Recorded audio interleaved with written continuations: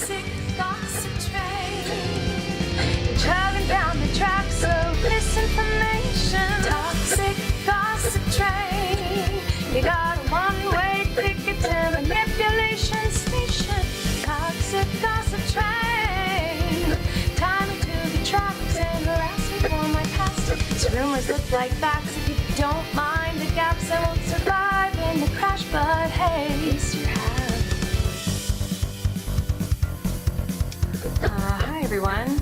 I've been wanting to come online and talk to you about a few things.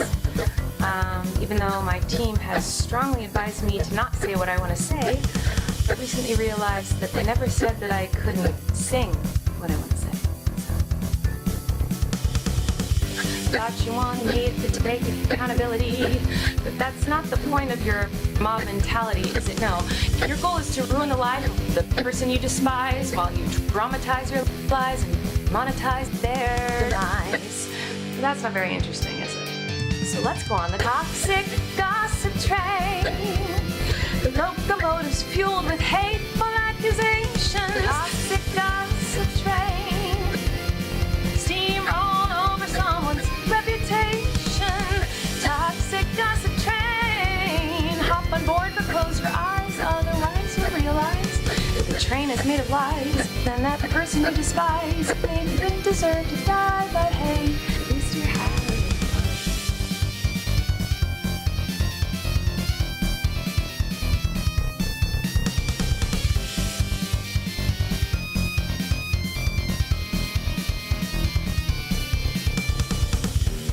The only thing I've ever groomed is my 2 Persian cats. Not a groomer, just a loser. The only thing I've ever groomed is my 2 Persian cats. Not a groomer, just a loser. Toxic gossip train. Not a groomer, just a loser. Toxic gossip train. The only thing I've ever groomed is my 2 Persian cats. Toxic gossip train. You're traveling down the tracks of misinformation. Toxic gossip train. You got a one-way ticket to manipulation station. Toxic gossip train. Tie me to the tracks and harass me for my past. These rumors look like facts. If you don't mind the gaps, I won't survive in the crash. But hey, at least you have. Oh, chat. I have one more song to play, but that was amazing. That was so amazingly bad. Oh. I got one more song for you.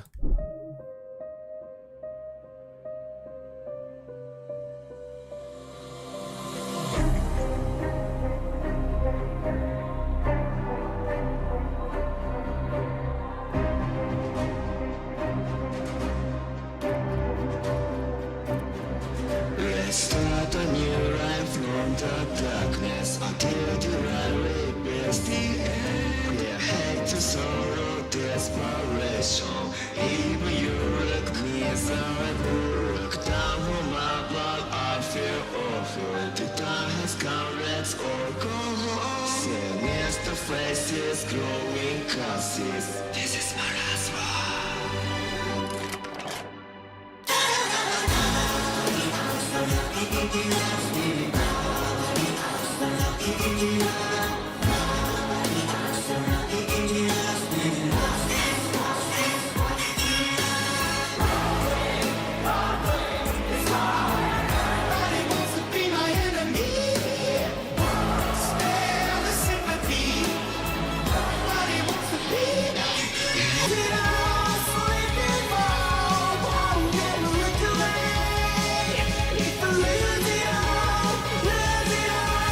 Lose it all.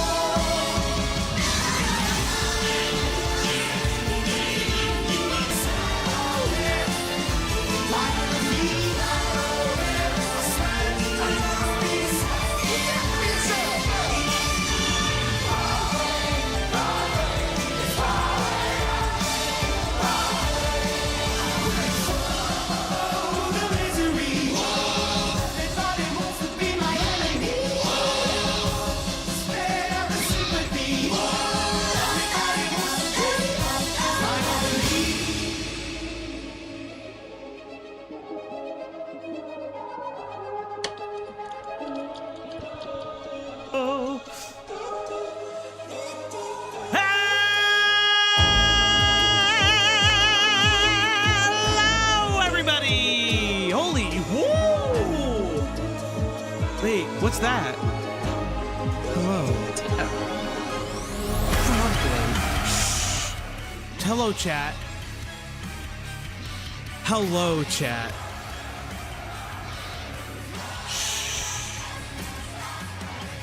Hello, everybody, and welcome back to the Outblock, your one-stop shop for everything commentary, news, and research that goings on the internet. I am your host, FalGXE, coming at you live from Outblock Studios, and joining me today is the one, the only, the most special of guests, even though she's a regular and the owner of the channel. It's Cloudy. What's going on, sweetie? Holy fuck, I do not own the channel. Do not do this to me. Wait, did we start speaking? What?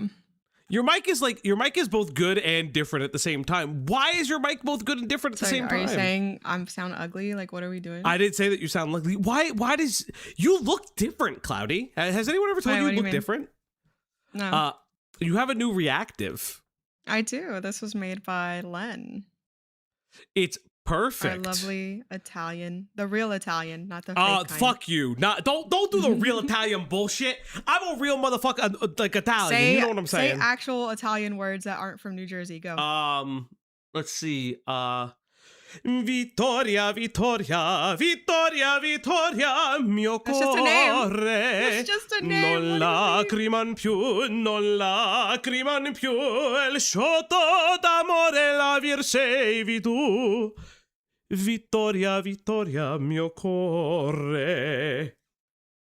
Non lacriman più, il sciotto d'amore la versevi tu. El sciotto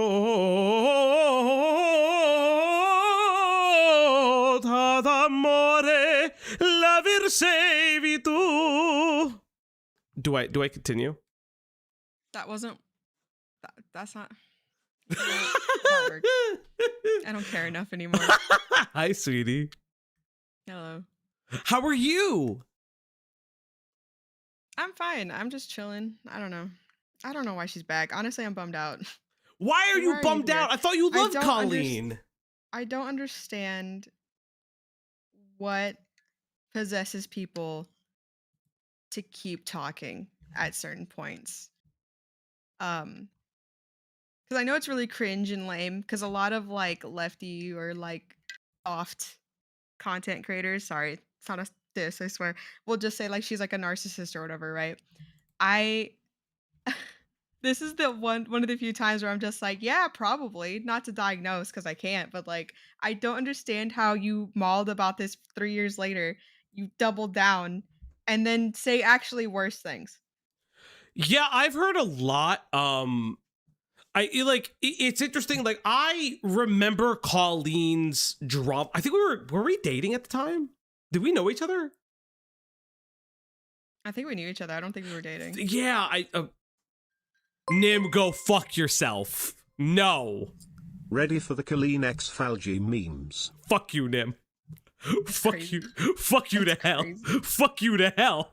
Fuck you in the horse you rode in on, you fucking asshole. But no, like, I remember I guess we knew each other. I don't know if we were dating, but like, we were friends, and I remember when it was happening.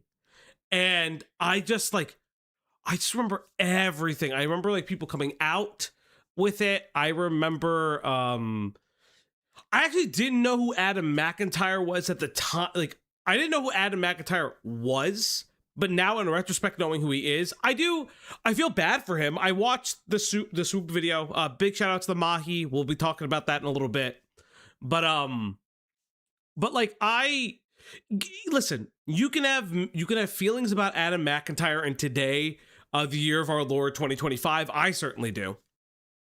Not all of them positive, but you can admit that Adam had been ringing the bell on Colleen for years, and nobody, not only years, when he talked about it the first time, he got like made fun of. Yeah. Like, he was like the laughing stock, which is fucking insane. Because I can't think of I don't know. A grown person better not send any of the little ones in my life their fucking underwear. I think I'd go insane. I have to dip real quick. Give me 1 second. What the fuck? Okay. Tell Hi, chat chat. what you won. In big end. Yeah, so I have a new semi-new. I'm still gonna keep the old look too. I don't know. I think the idea of a ram that's a priest is really funny. And so that's kind of be what happens. I posted a little sneak peek on my Twitter about the doll. So she's getting there. I just have to figure out the technology side of what I want to do, which I'll probably do after this stream. So how are you guys? How are we doing, chat? What's going on? What did you do today? What's your favorite color?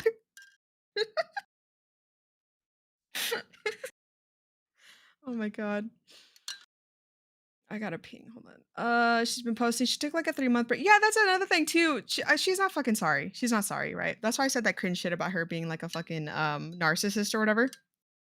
I don't like really like it when like softer channels do that kind of stuff, but truly what there's something like I'm not a professional, so I can say whatever.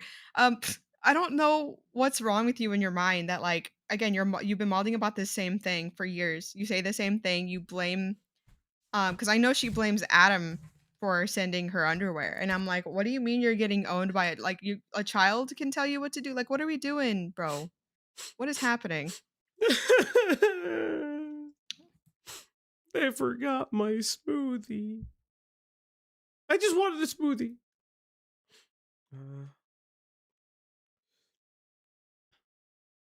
Hi, sweetie. Hi. What was chat's favorite color? All of them. All of them? Faggots. Well, I guess that's like the thing too. Like I know of Adam, but like I didn't know how much of Adam is in this story, right? So that's like a big thing that a lot of people like. We will watch High, by the way. We will. We're gonna start with 2 videos before we get to the main event. Okay. I don't want to see this shit again. Okay. It's okay, sweetie. Okay, you know how everyone was having a jolly old time with the toxic gossip train? It's like nails on a chalkboard for me. Yeah, but we will be watching 2 different things, so don't worry. I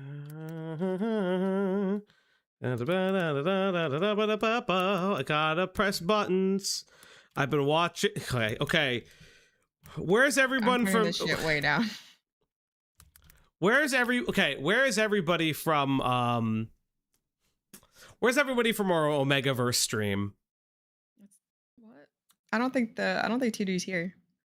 No, because I'm going to explain something. So, I've been watching Supernatural clips again. I'm getting real close to rewatching the show again for like the 4th time. I'm getting real fucking close to rewatching the show again for like a 4th time. You cannot pay me to rewatch it. But I used to love it. I skipped the bad seasons. So much. I still love it. So you watch like 4 episodes. Okay. No. There's a lot of good episodes. Like I love all of Gabriel's episodes. Those are my favorites of the series. Any episode where Dean is taking care of kids, I really like too. I love all the Goofy episodes. And that was always personally for me. I think the first 3 to 4 seasons, Kripke, I think it's 3 to 4 that Kripke is still on, are like really tight. And then there's a dark age between 8 to 12. 8 to 12 is not great. I don't hate the Leviathan. It's just not my favorite thing. I wish Demon Dean was an entire season, but though 5 is really good. Yeah. It is. It's rough. Adam is fundamentally a difficult person to take seriously. He was probably one of the worst people to level allegations. No, I would actually disagree. Because you got to remember something. During that time frame, everyone's favorite gay boy, James Charles, actually ran defense for Colleen Ballinger back in the day, and that was a big I was watching Swoop's video before stream. That was actually a huge thing. he ran a bunch of defense for her, and so like her, I think it was Rich Lux, and like these other people. I hate Destiel. Let's not talk about Destiel. I have major issues with Destiel. You're all fucking This is why weird. I can't watch it with you. I can't. Oh, because you love Destiel? I don't like Destiel. I just don't. They were supposed to fuck. I'm gonna be No, real. they Let's were be not. real. No, Let's they be were real. I not. watched it. I have eyes and ears. I don't even ship No. like that, okay? I don't have a ships. I don't ship. I don't care about people's ships. Do whatever you want, right? But the way they gay baited those two so hard just for him to go to super hell, like, oh my god. Please do not. We have to talk about this instead. I'm not. We can't get into this. I gripped you and saved you from perdition. Yeah. I actually That's love. gay. I love. That's literally the gayest shit anyone's ever said to anyone else. So what's really funny is apparently he did that scene, like I think that's like the first scene that he ever filmed, because I've watched Misha Collins like talk, like I've watched the whole cast talk, but I think Misha said like that was the first one he ever filmed, and he filmed the first scene and his voice was quiet, like he kind of used like his higher pitched voice. And they were like, okay. You mean his normal voice? And they were yeah, like, his normal actually, voice. This is a CW show. You need to lower it, gruff it out. And they were like, I don't even know how they do that. I think it's because like I don't have that in my like my physical being. I don't. I'd love to be able to like growl like that, but I physically can't. You just gotta like get it like right here, like, and you're like, like that. Dean. I know what that is too. Okay. I listen. It's called gay love. Oof, you don't even know what hanagram is. Don't even. Wait, what is what? What is what? Hanagram? What is hanagram? Oh my god. What's hanagram? We have to talk about this bitch instead. Why do you and Mahi say hanagram at the same time and I don't know what that is? Well, they thought I didn't know what it was. I do know what that is. What is hanagram? None of your beeswax. What is it? Some things are not for the boys, okay? That's insane. Yeah, like my smoothie that I have to like now mark as missing. Give me a second. I was really looking for. Okay, I wanted a smoothie. I have desired the fruit. I'm a little upset that my smoothie did not come. Give me a second. I'm gonna fix this. But yes. We can't be friends, Fauci. Sorry. Hannibal Lecter and Will Gray. Oh, I watched Hannibal. Yeah, those two were supposed to fuck. Okay, chat. Those two were made to fuck. Those two were actually would be funny. Next Halloween, Claudia's Dean and Falgi as Castiel. That'd be the easiest. That'd be easy as fuck. I could do that. What would we do? I would need to get some. I'll write that down. Remember in a year, okay? Okay. I'll remember it in a year. Not you. I'm telling chat. That's nice. I'm glad that they can remember. Here's the thing, you guys don't have to like Adam. He also does a way different content style than us, because I would consider that more tea, especially now, like the modern tea channel. Regardless if someone's annoying, he shouldn't have had a grown woman send him underwear. You can think someone's annoying and you don't like their content or whatever. You can think all these things. They didn't deserve that, and they didn't deserve to be fucking shat on so hard for bringing something that's quite serious. Imagine if that happened in our community. Well, like that's so something such really and such interesting. sent a child their underwear. Are you kidding me? We'd go crazy. Oh yeah, we go bonkers banana pants. Like, well, the big thing with Adam, right? You can dislike Adam, but he wasn't like trying to pull the collective power of snark Reddits at the time, because everyone hated him for ever speaking up against Colleen. Like it was such a different time. You can have your mixed feelings about Adam now. I certainly do, because he will. Yeah, like I don't watch like his style of content's not mine. It's very drama filled. And here's the thing, that's fine. Me saying someone's drama filled as a drama channel, that's nothing. That's fine. I don't really give a fuck. He clearly has a following that really likes him. Yeah. But it's like yeah, it just shouldn't have happened, and I hate that it took until later for anyone to really think it was weird, and I hate that like I know in the new video, spoiler, I guess, that she's just like, oh well, like he wanted me to. But okay, kids say a lot of things are that they don't understand are bad. Why would you do it? Right. It's so fucking dumb. Mm. I think the other thing too is sorry, I'm chewing, chat. I got a little bit of lunch dinner thing. I'll put it away in a little bit. I think my other issue with how Adam was treated personally was the stuff that you would later find out about her like getting like a gaggle of fans to like write jokes for her, which was very bizarre. And then her blaming Adam for a bad joke that she put on her platform, like she wasn't in control of it. It became very bizarre. There was a lot of like allegations thrown around, but listen, chat, I think it's time to talk about a little bit about Hi Guys. But let's hear from the man, the myth, the legend, Papa Gut himself. Papa Meat. Fuck, I keep doing that! Meat Canyon! That's because he changed his name. That's actually Just super offensive. Hey, it's been a while since you've last seen my face. I haven't been doing too well, so I took a break. A lot of people are saying things about me that aren't quite true, so I thought I would make this song to clear all the air. All aboard! Logan Paul? Colleen, you don't have to apologize. God. You can vaguely take accountability, and that should be more than fine. People will use your... It's crazy how good he sings, because like I didn't find out that he had like an emo band until recently. Emo? You mean Screamo? Screamo? I don't fucking know the difference. Do I scream? Yes. I don't do Screamo stuff. I love Hunter singing. Occasionally when I catch his streams, he'll just like sing random songs. And it's so good. I love hearing him sing. Okay, put it in your pants. Put it back in your pants. No, I'm kidding. He's married. I would never.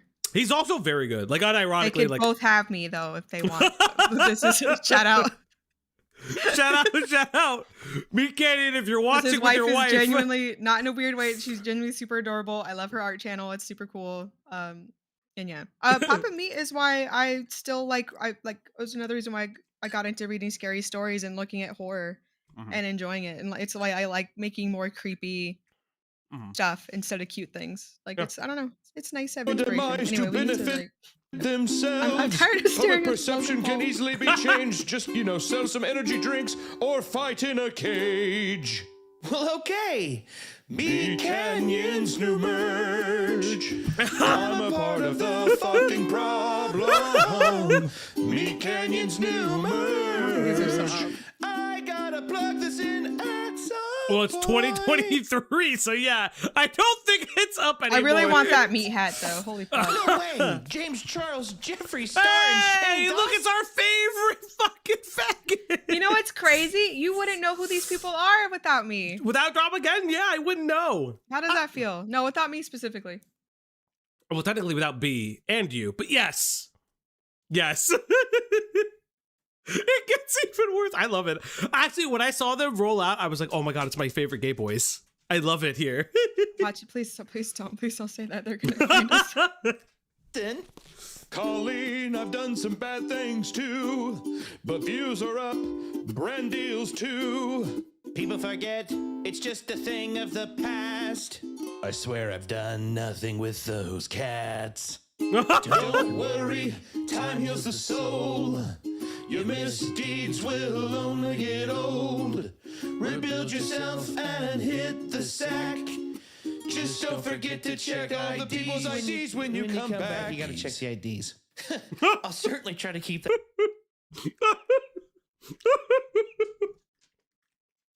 Check all the IDs when you came back. I don't think Logan Paul's ever had like a minors thing, right? I think it's mostly just been scams. Scams, Suicide Forest, more scams. Which think about what he's wearing in that apology video. It's true. A hoodie, a soft hoodie. That in mind.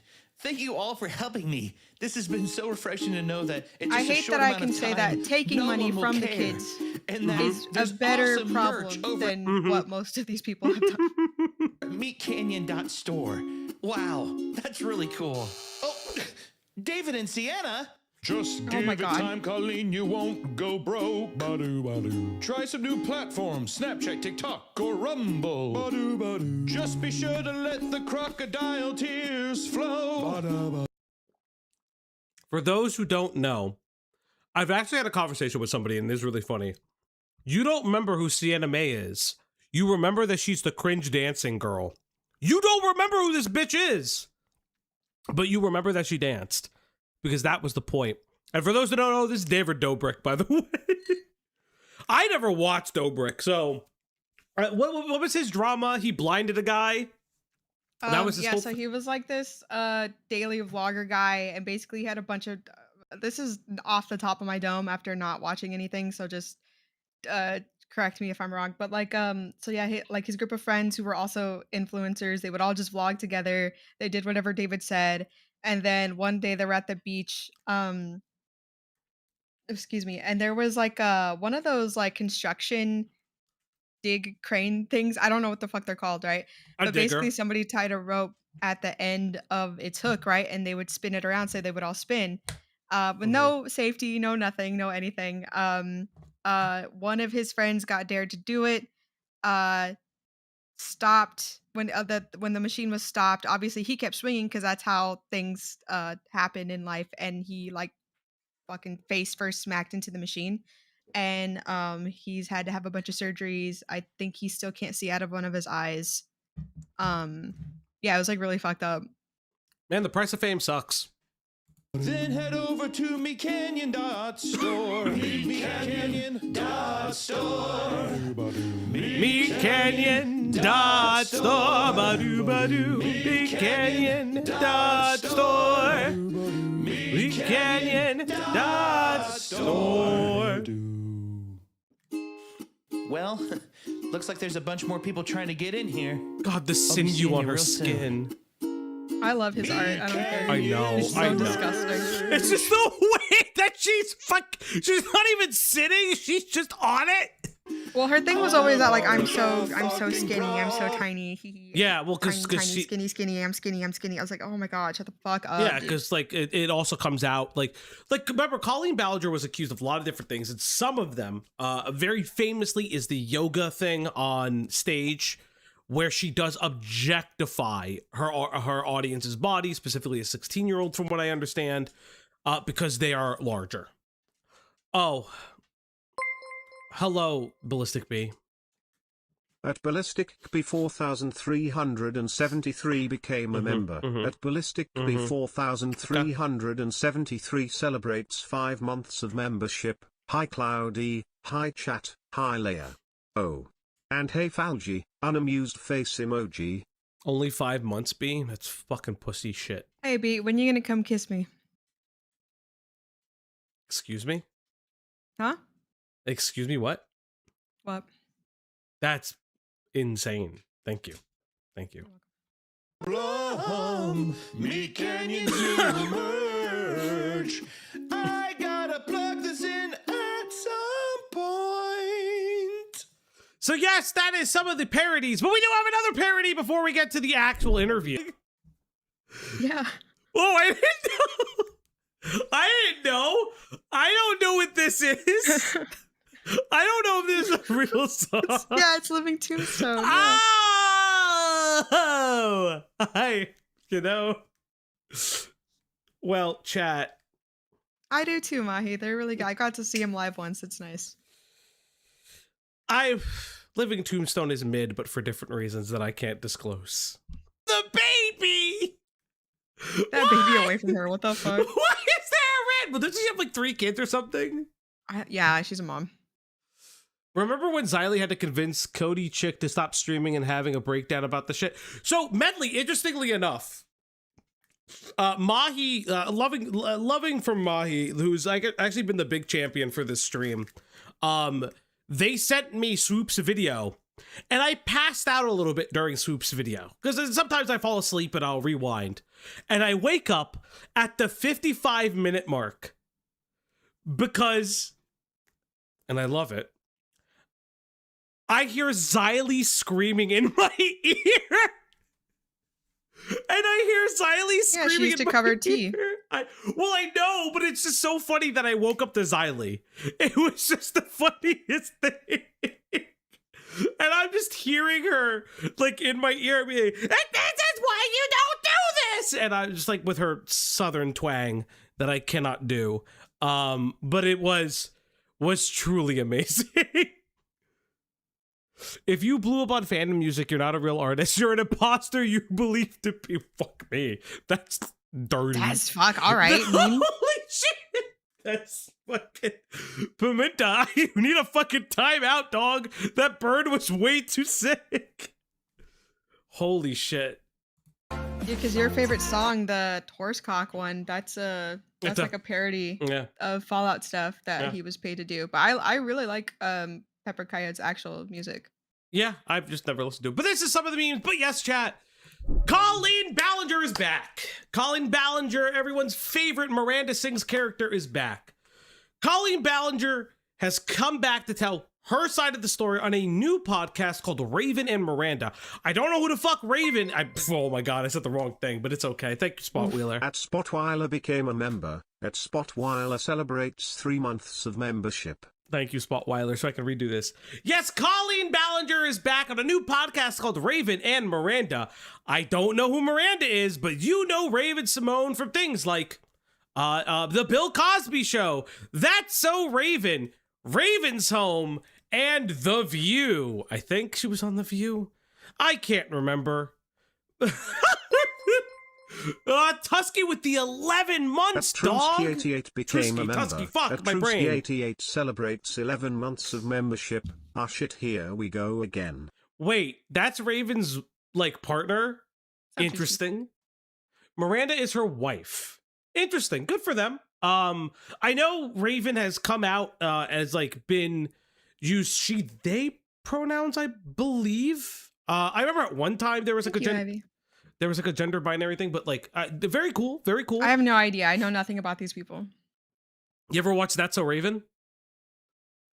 That's So Raven. It's No. a future I can't see. You've never watched that? I didn't have a TV Who would have had a for TV? a lot of my life. Okay. This money is for Cloudy only. Thanks, Banker. Thank you, Pinker. Yeah, Thank it's you, it's Pinker. really funny. I didn't have a TV, and then by the time I could watch TV, a lot of this stuff I was too old for. Mhm. You're not missing much, but yes, Raven Simone is a pretty like accomplished actor or actress. Like whatever you want to say, I don't really particularly care. But yeah, she's a pretty accomplished actress, TV star, things like that. And so this, I guess, is their new podcast. Looking at the podcast, it's been around for 249 videos, but like none of the videos. Oh, so they just talk to like different like celebs and stuff, Yeah, and I guess influencers. yeah. Chelsea Handler. I have no might- idea who. I have no idea who any of these people are. Chelsea Handler was a comedian. I think she got canceled at one time. I don't remember. I don't want to know about their sex life. Let's see if I know. I know about the Lawrence brothers because they were on TV for a period of time. I know who I Allison know Stoner about Drake is. Bell. Ha ha ha. Oh, hey, look, it's Drake Bell. Everyone's, Don't let's move on. we're not gonna. But he tried to touch a kid. Oh, hey, look, it's Karamo, everyone's favorite fuckface. Oh, I hate that guy. I hate that guy for what he did to the The lady with the pink during the woman pink sauce stuff, that- yeah. Yeah, like fuck that Uh-huh. guy. What the fuck? Yeah, he's like, honey, you're just not that important. And he's like, yes, sweetie. And he was fucking wrong. Fucking wrong every okay, time. I will say she's funny because I'm gonna hold your hand while I say this is really fucking funny. But just like she specifically asked not to be seated next to that lady, and then Yeah. what does he do? Seats next to the lady. Yeah, there was a whole bunch of fuck shit during that. That was a really bad interview for so many reasons. It's very clear that like nobody did their research on that. She had on Drake Bell, so no surprise about Colleen. So like obviously, listen. I mean, the Drake stuff is just sad. Yeah, listen. I'm not gonna sit here and say that Drake Bell is not a complicated figure as a person who was sexually abusing another person. It's an unfortunate reality that there are a percentage of abuse victims who act out their abuse because of just everything that happens. Diesel ended stream saying he made a man pregnant. That's cool. He's still no raid. I see how it is, buddy. I see how it is every time. No, but like Drake Bell is such a like a confusing figure. It is hard. It's hard to like talk about him. Because, like, you do have to sit there and reconcile with that. And yes, he did run to Mexico. He's now, like, a Draco Bellu. I don't know how, like, his name is, like, I forget what he made his name in Spanish. Because he is, like, Hispanic. But getting a man pregnant, what? That's my job, chat. But yes, I think it's time to go back into Colleen. Now, over the period of this hour-long video, we will be recounting certain parts of their history, certain parts of Drake Campagne. Yes, that's what it is. We're going to be recounting some of the stuff from Miranda's previous videos, and things like that. So, Claudia, are you ready? Yeah. Greg? Okay, I'm not staying long. Drake Bell is not Hispanic. Well, he said that he was. No, he just got popular in Mexico. Yeah, he got popular in Mexico and moved there. But he said that he was Hispanic. I think you're just lying. No. I don't know why you're doing a disgusting accent. No. The racism never ends, to be honest. Racism never ends. Why can't you stay? Anyway. Can you stay? Anyway, he's Italian, so go fuck yourself. Can you stay? That was Greg, everybody. Everybody say hi to Greg. Tusky tipped $1. Hey, it's been a while since you saw my face. I haven't been doing so great, so I took a little break. A lot of people are saying some things about me that aren't quite true. Doesn't matter if it's true, though, just as long as it's entertaining to you.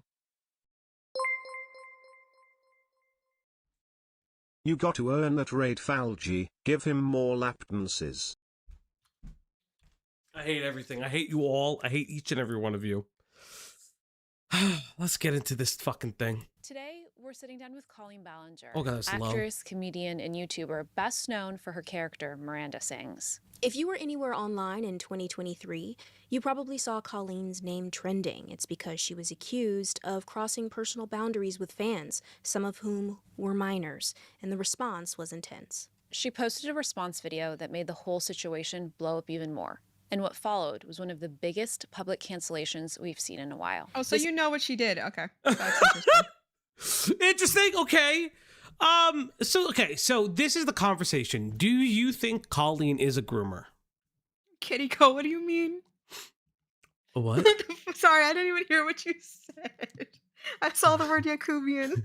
Rivet Simone and her Yakubian wood elf wife. That's insane. That's insane. Okay, I'm sorry. Can you repeat Does that make her wife a snow bunny? That's not. You really don't know what that is, so you should probably stop saying it. Do you consider Colleen Ballinger a groomer? Yes. Okay. It's for me. It's like right on the line. Why? Because to my knowledge, right? To my knowledge, she didn't like do anything with like minors privately. Now publicly, yes, and this becomes the issue So did you not know about the chats? You didn't know about the group chats? No, I heard about the group chat. How bad was the group chat?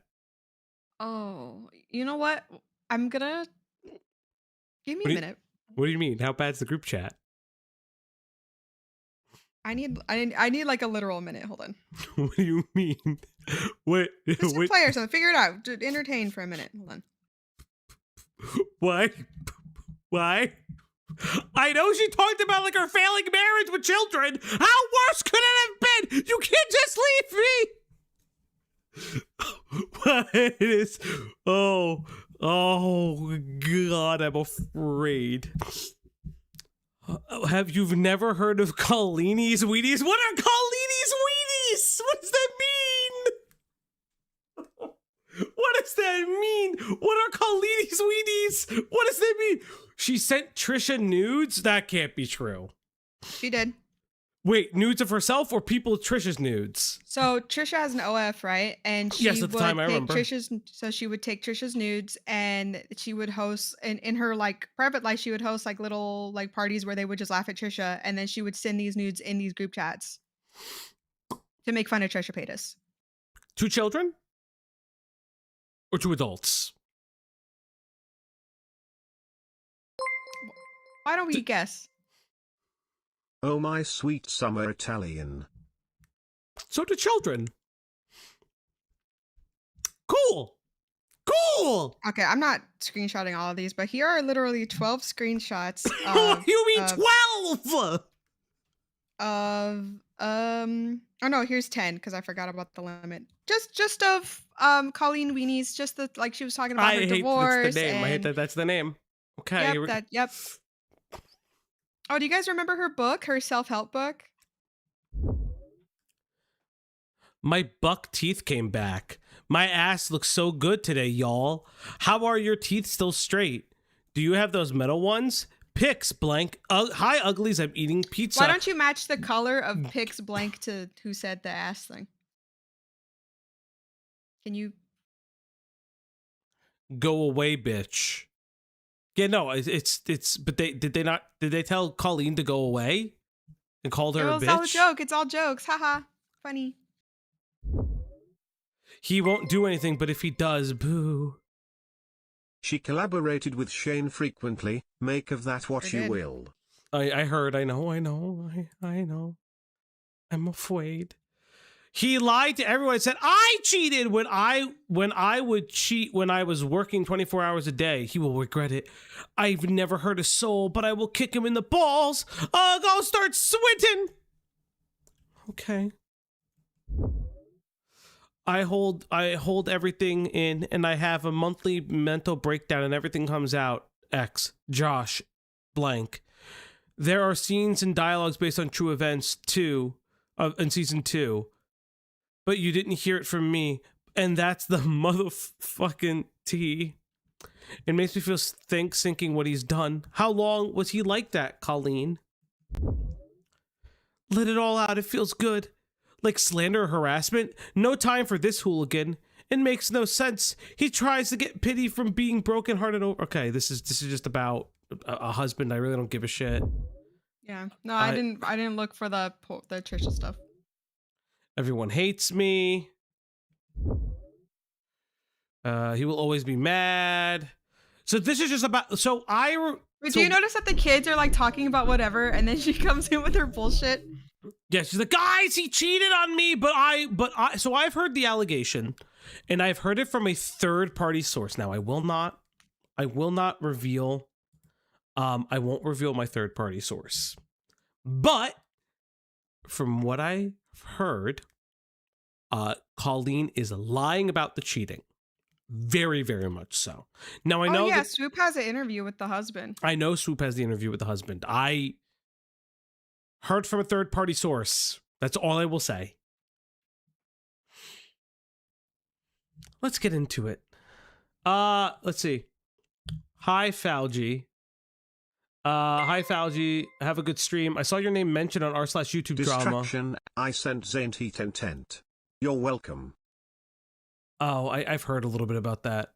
I saw your name mentioned on r/YouTube drama talking about the Tigray person. Today has been busy, by the way. My lady friend processed her first deer, and we made jerky. Well, congratulations to her lady friend. Why am I being talked about on r/YouTube drama? Fine, okay, cool. What groomer pussy does a motherfucker? Yeah, true. This is actually the first time that we're meeting Colleen, and we've decided to do it now because we feel like enough time has passed for reflection and learning and for a real conversation behind the headlines.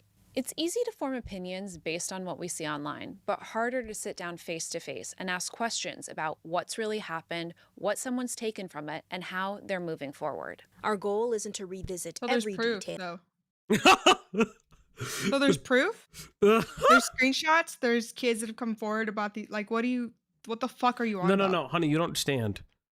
Colleen deserves to be redeemed. And how can she not do that if not through Raven Simone and her Yakubian wife. And here's the thing, I didn't watch anything prior to this. I'm trying to remember stuff from before. And I know chat remembers stuff too. So I'm just like, you know what she did, but you still think it's just stuff from the internet? Like, what are you talking about? Yeah. Greg! Hey, it's me again. Gladdy. I Yeah. watched Diesel's stream. I know Falgi was not paying attention to this as it was happening. Like He you was were. not, yeah. This is gonna make you mad. Yeah, I was there for a lot of this stuff. I'm ready. Okay. Why? Thank you, Greg. He can pop on, but he can't stay. Yeah, it's my cousin. Why can't the both of you be in the same room at the same time? He's busy. But to understand the human side of the story that became very public. So today, Colleen is here to share her perspective in her own words, to share what she's learned, what she regrets, and what she hopes all of us take away from it now. And we're here to listen. Here's our conversation with Colleen Ballinger. You know, now that I'm a mom, obviously every choice I make, I think about how it could affect my children. And I wish that I went into my inner... Wasn't she a fucking mom during the entire time that this was happening? What did she Yeah, say? she She was just always a disappeared. mom. I hate her. interactions with my fans with that same mindset of like, everything I say can affect them, and think about how this can affect these people that you're interacting with. My next guest tonight is one of the most popular YouTubers in the world. Her videos have garnered more than 1 billion views online. Okay, this music sucks. This is like Spotify podcast circa 2020. This is weird. Like, Why does it anger you when people use music that won't get us claimed?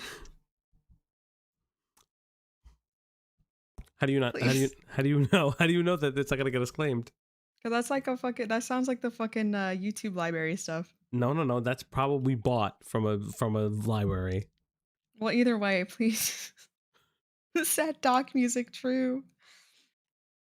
We need the what's the fucking Law and Order sound? Bum bum ba no no no bow bum bum. Bow, bow, bow, bow, bow, bow, bow, bow, bow, bow, bow. I've watched way too much Law and Order. I could recite that whole fucking intro. As Miranda Sings. Please welcome Colleen Ballinger. Over 6 million subscribers, nearing 2 billion views, now a Netflix show. You're famous. You're famous. We're both famous. Colleen has written a best-selling self-help book, is touring around the world, and has appeared with the likes of Jimmy Fallon and Jerry Seinfeld. YouTube star Colleen It is Ballinger, incredible how much she had. She was even in Wreck-It Ralph for a second, the second one. She was in Wreck-It Ralph 2? Yeah, she had like a little cameo in it. Like he does something that causes something to squish one of the little internet avatars in the second movie, and it was hers. And she's in there as the fucking... Can someone give me a screenshot of that? She's in there as her character. I don't like this. Why was she in Wreck-It? I don't like that she was in Wreck-It Ralph. I hate To this. get closer to kids, bro. What do you mean? I don't like this. Autism Minstrel is fucking insane, bro. Wait, what the fuck? Wait, what the fuck? Wait, I'm on. That's funny. About 1 week, YouTuber Falgi under the name Upblock. That's hysterical. That's great. Look, I don't me. like seeing XQC in your name in the same. Nope. Get that toenail eater out of here. That's hilarious. Wait, is this new? Okay, hold up. I need to pull this up on a different thing because it likes doing a thing. Hold up. I want to see if this is new, and then we'll go back to Colleen. That's actually really funny, man. I don't personally care. Yeah. This is 3 hours. Yeah, it's 3 hours ago. Yeah, 3 hours ago. That's interesting. Well, hey, look, Mom, I made it.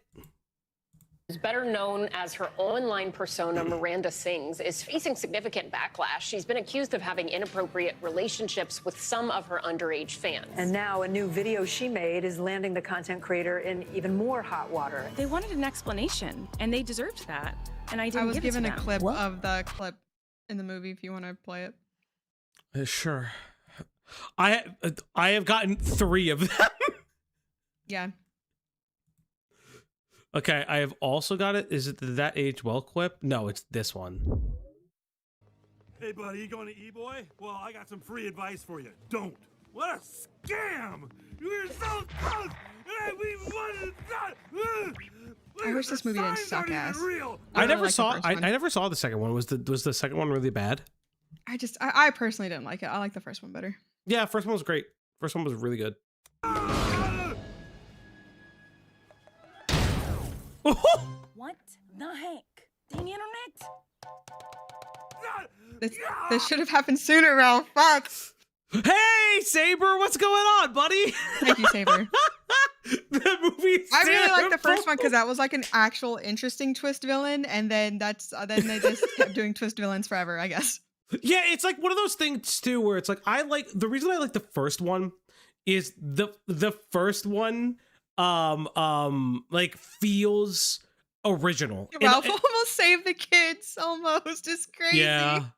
What if? Can we get like a third movie where Ralph kills the kids? Like, could we get like a dark? Could we Don't say get that about my man, a Ralph. What the gritty Wreck-It Ralph reboot? No. I think that, like, listen, Mario gets a movie, Zelda's getting a movie. I want Wreck-It Ralph like in the game There's Hatred. already FNAF coming out. Those kids are dead. Ralph and Cool Cat. There's kills already a the dead kid kid. movie for kids. It's FNAF. It is FNAF. It is. Yahoo! All right, let's get back to this crazy one.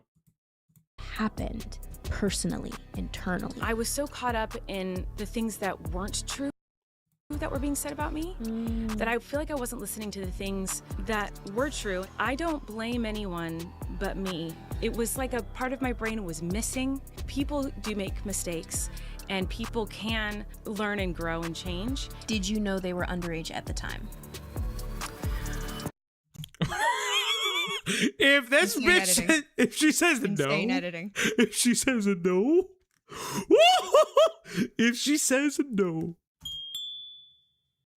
Zack Snyder, Wreck-It Ralph, Ahsoka, you have a vision. Welcome back to another episode of Tea Time. Today on the podcast, we have somebody who you definitely know. Because if you know YouTube, You know her. You know her. You have to know her. Colleen Ballinger. That is it. That is my name. You said it right. You did. I get so nervous about like butchering people's names, even though I know your name is 'Cause Colleen everybody Ballinger, butchers and I've hers. said it so many times. It wouldn't bother me if you did. Most people don't say it right. My whole life it was Colleen Ballinger. Ballinger. Ballinger. Yeah, People say I'm usually. Mayday, and so people are always like Midday. Midday, because it's not with the middle Y. Oh, okay. So it gets okay. very Yeah, my confusing. name is Raven. People call me Janet. It's so weird. I don't understand. Okay, Anyway, we really appreciate you being we're here really happy that you're today. here. I'm happy to be here. Thanks for having me. God, these edits are saving them because you can hear the dead air. Oh, we're so happy that you're here. We're so happy, so happy. Well, there what the is a fuck? very big.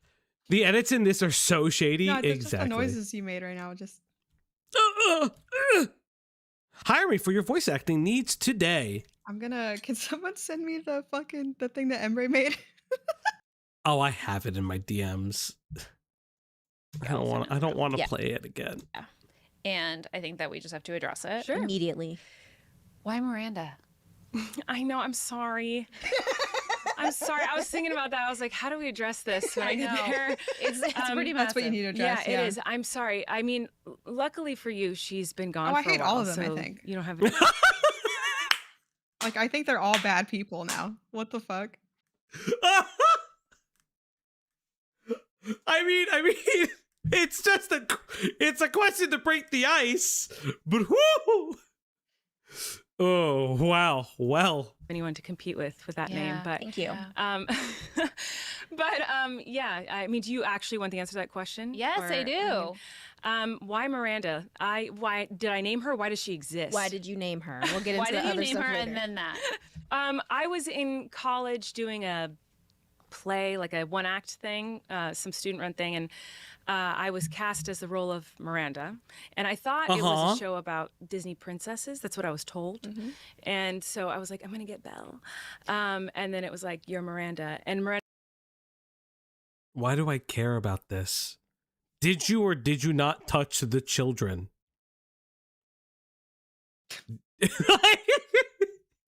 Okay, so like, this is something that's fairly. I wonder if she's gonna bring up that she was being a mean girl and she was just making, and she basically models her character after one of her autistic cousins or something. Oh, that's right. Yeah, isn't Miranda like She's just an asshole, yeah. Yeah, isn't Miranda like based off an autist they like in their family? But like, okay, so here's the other thing too. This is something that's really interesting, that Miranda got famous at reasonably her mid-20s, I guess, because she starts posting on YouTube, I guess at around 21ish, and then later on she actually gets famous like in her mid-ish 20s. So it is like really interesting. Diesel's chat was calling her channel an autism minstrel show. Fair assessment. It was like the mean, rude girl in the show. And then when I actually performed it, I think our biggest audience was like 7 people or something. There wasn't a lot of people who came.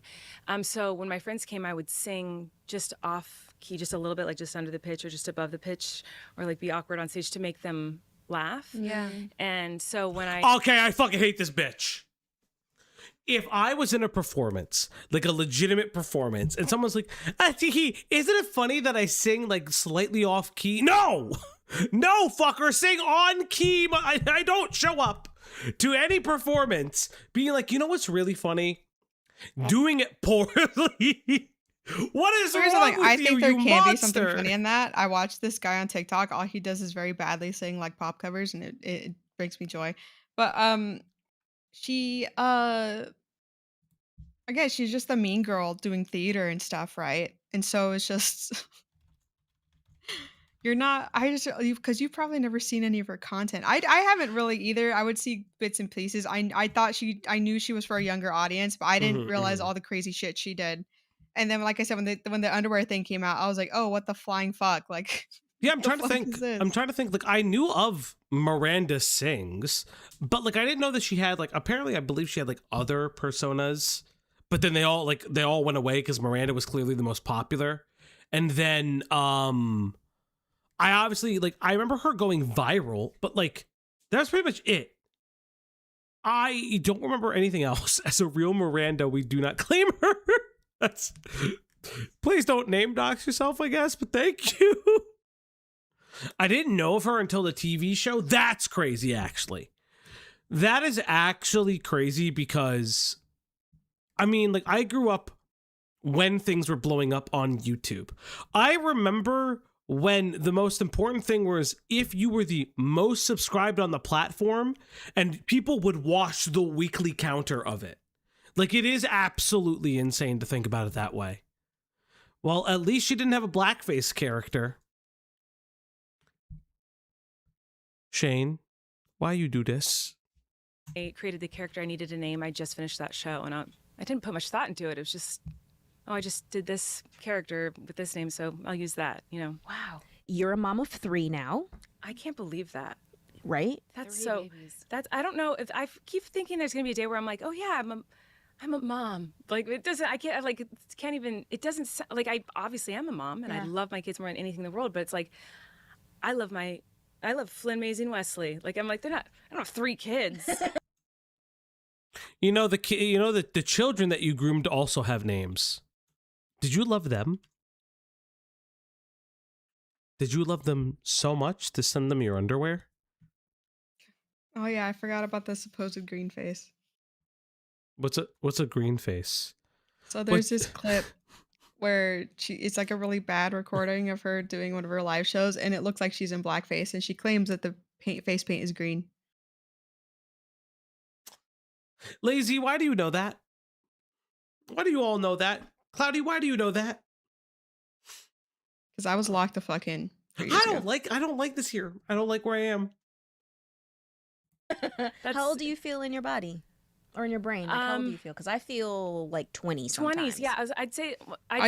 She makes fun of Latinos I feel like a lot, I'm which is there, really funny. like in my mind of like, That's, yeah, maybe even younger. I don't know, but I definitely don't feel like I'm in my 30s. And when people say my age, I'm like, oh my God, why are you calling me old? Like, I don't, and I'm like, oh, they just said my age. Got it. You know, so What is your age? That's interesting. Hilarious. Oh, me? Oh, you're 38. I think, yes, 38. We're the same age. Why did you look at your sister off screen? Be like, how old am I, babe? Like, what? This is honestly so boring. Get to the meat and potatoes, you fucks. You're 38? I'm 38. You look a lot younger than that. But thank you. You look like what did you say before we started? A young British boy. Yes, I'm a young British The loving words I heard them speak to each other before we started filming. I found an unlisted video. What is this unlisted video? Midge.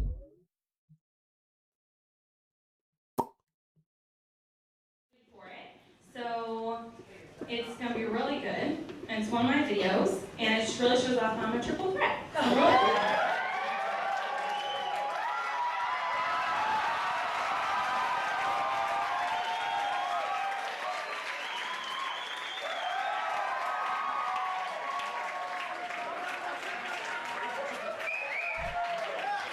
The consequences of Wicked.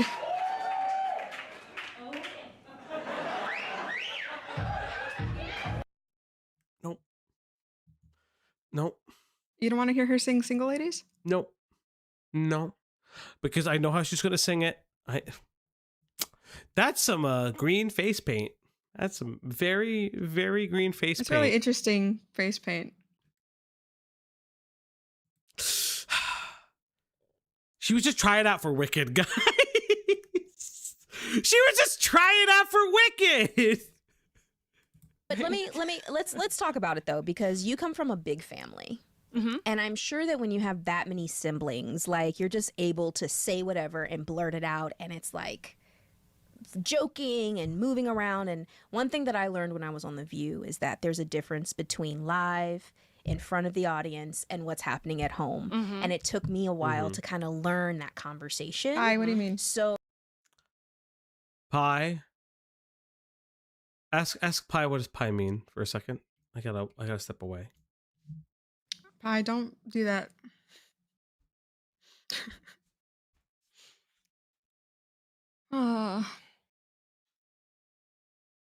She's giving attention to Andrew Ditch. Oh my god. Yeah, how broken is it? What do you mean you chewed a gum? Did something break off?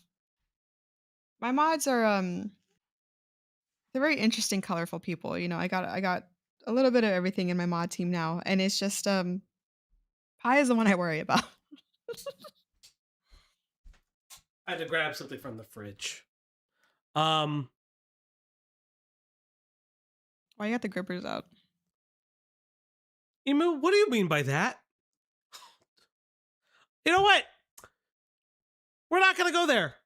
Not tonight. I don't want to think about Bonk tonight. I am gonna check Twitter now, but thank you. So, to slowly just kind of talk about it, do you feel like you're at home when you're in front of a camera and you feel like that, or have you?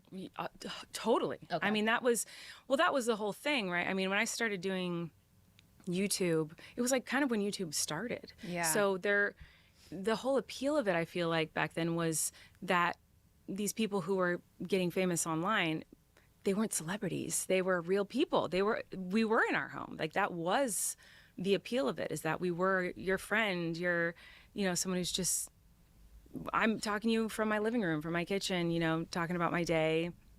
So yeah, definitely it's really hard to separate the two, between like what's private home life and then what's part of the public persona. Mm-hmm. To me, it was always one and the same. So, and that was, that was a hard thing for me to figure out the lines and boundaries of that, because I thought that was the whole appeal of like back then, when I started doing YouTube, it's that I wasn't a celebrity. The people who rose to fame in the beginning, they're just like us. They're, that's how. Is that what made you want to start YouTube? No.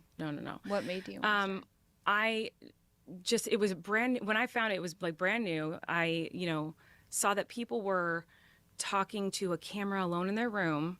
And I was like, that's so strange, because now everyone talks to their phone, talks to their camera constantly. It's like, Oh my god, she's so boring.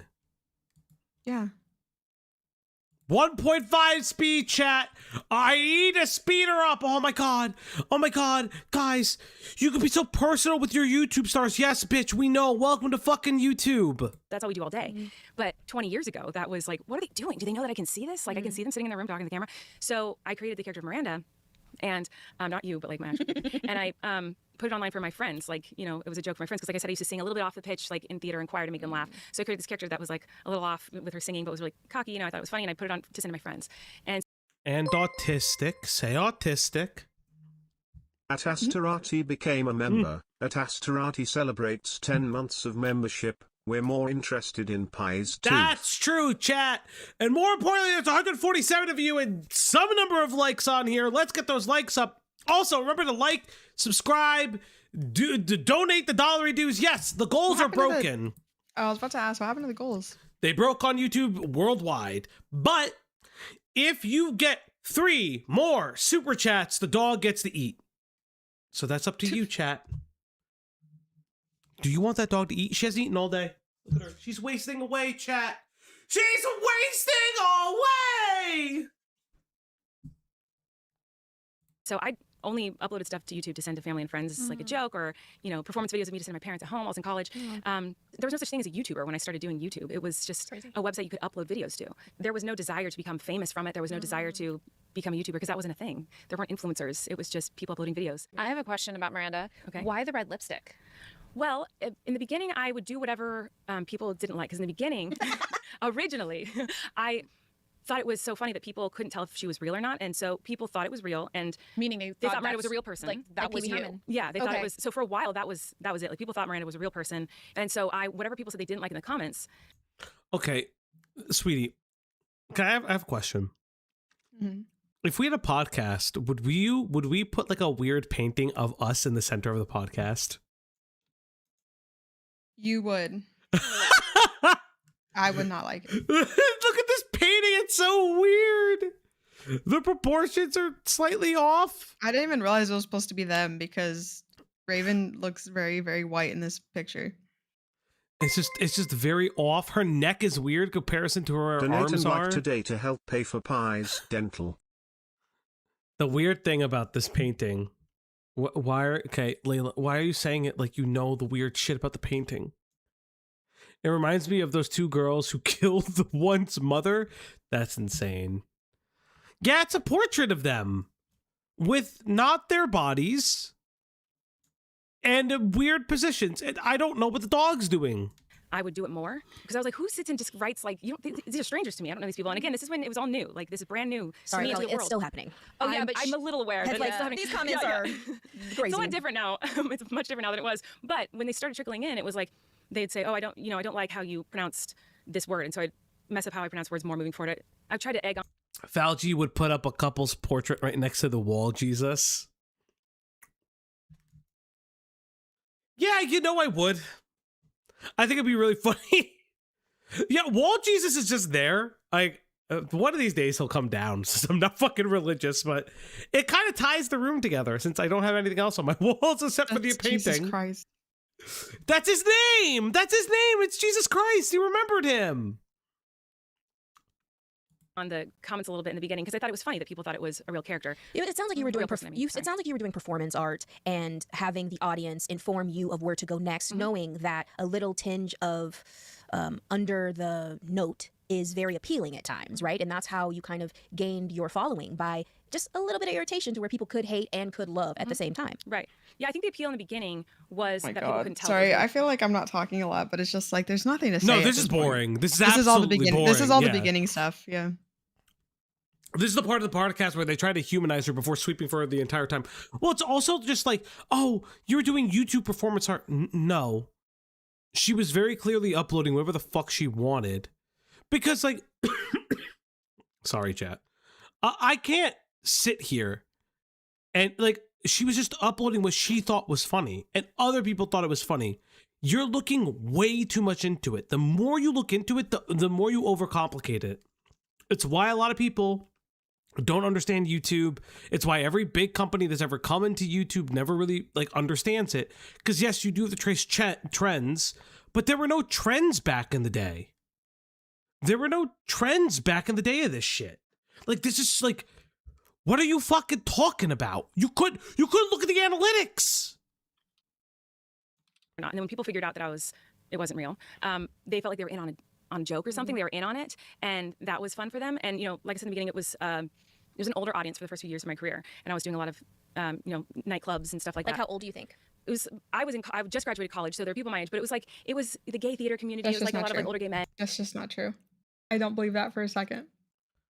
She did it for the gays. Yeah, she's about to blame gay people. This is insane. She did it for the man. Let's hear it for my rainbow. Sorry. My brain did it. Bitch, I watched videos of you, or saw videos of you, because I didn't really watch you in high school. What are you talking about? Like, literally, what are you talking about? And that would like come to my shows, and so you performed in nightclubs as a comedy act. Of course, the kids couldn't see. I'm losing my mind. Yeah, they couldn't get in. Like, you don't need to explain how the comedy circuit works. Yes, I get it. You went to the Village. Surprise! My comedy was it was crass and over the top and whatever, but they liked that they were in on this joke. And Miranda was a lot more subtle at the beginning too. Over time it became this like really dramatic, more cartoony, like intense. You know what? Fuck it. I actually want to see something real quick. Let's see something. So let's look. It's Miranda Sings' website, right? I want to go to her earliest fucking video possible. What is her earliest video possible? Hey guys, it's Miranda. I made a video asking for requests, and some fans told me that they want to hear me sing Respect by Aretha Franklin. And I think that'd be a good idea to... Hi, cloudy, smirking face emoji, winking face emoji, kissing face emoji, purple heart emoji, and good morning Falgi. Hello, Good morning hello. again. No, Falgi, stop the video. Why? Why stop the video? Can I not play this? Why am I stopping the video? By the way, it's time to feed that pupper. It's time to give her treats. It's time to feed that dog now on the Uplock stream tonight. Come here, girl. Good girl. When was this made? 17 years ago. show the haters that they need to show some respect, because they do. No, why would I stop the video? I'm reacting to her content. She can't. What? She's gonna copyright somebody else's fucking song? So, I don't know. I don't have like karaoke to this, so I'm gonna have to sing a cappella, and I don't really know it very well. So, I don't know how it's gonna be. So, I don't know. Just enjoy, and all you haters, okay, listen up, because this one's for you.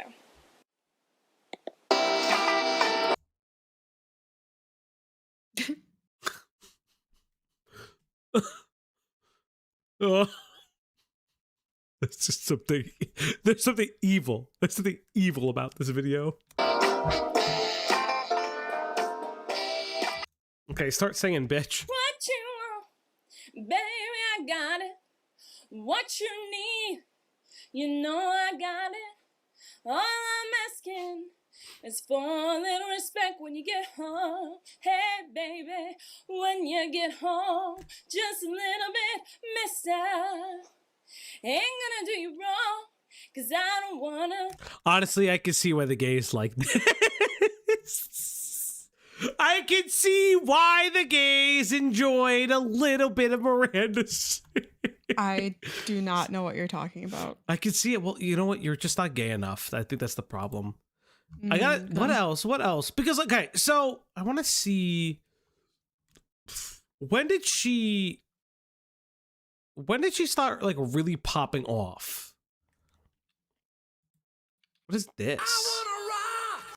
Wait, she did something with Rock of Ages? Hello. Were not wearing all their clothes. It was very immodest and very uncomfortable. So this is when the character of Miranda starts. So when you see the red lipstick, you can tell that there's like a real character. That first video, it just seems like a weird person. But like where, like I wonder if it goes here, if it starts here. Hey guys, it's me, Miranda. I'd like to say thank you and hello to all my new fans. I have been getting a lot of fans, a lot of friends on Facebook and on YouTube today. So, hi guys. Thanks for watching my videos. I would like to dedicate this video to my... So where does the voice come in? Falgi, don't gatekeep gayness. I will. Just like all the rest of the white gays out there.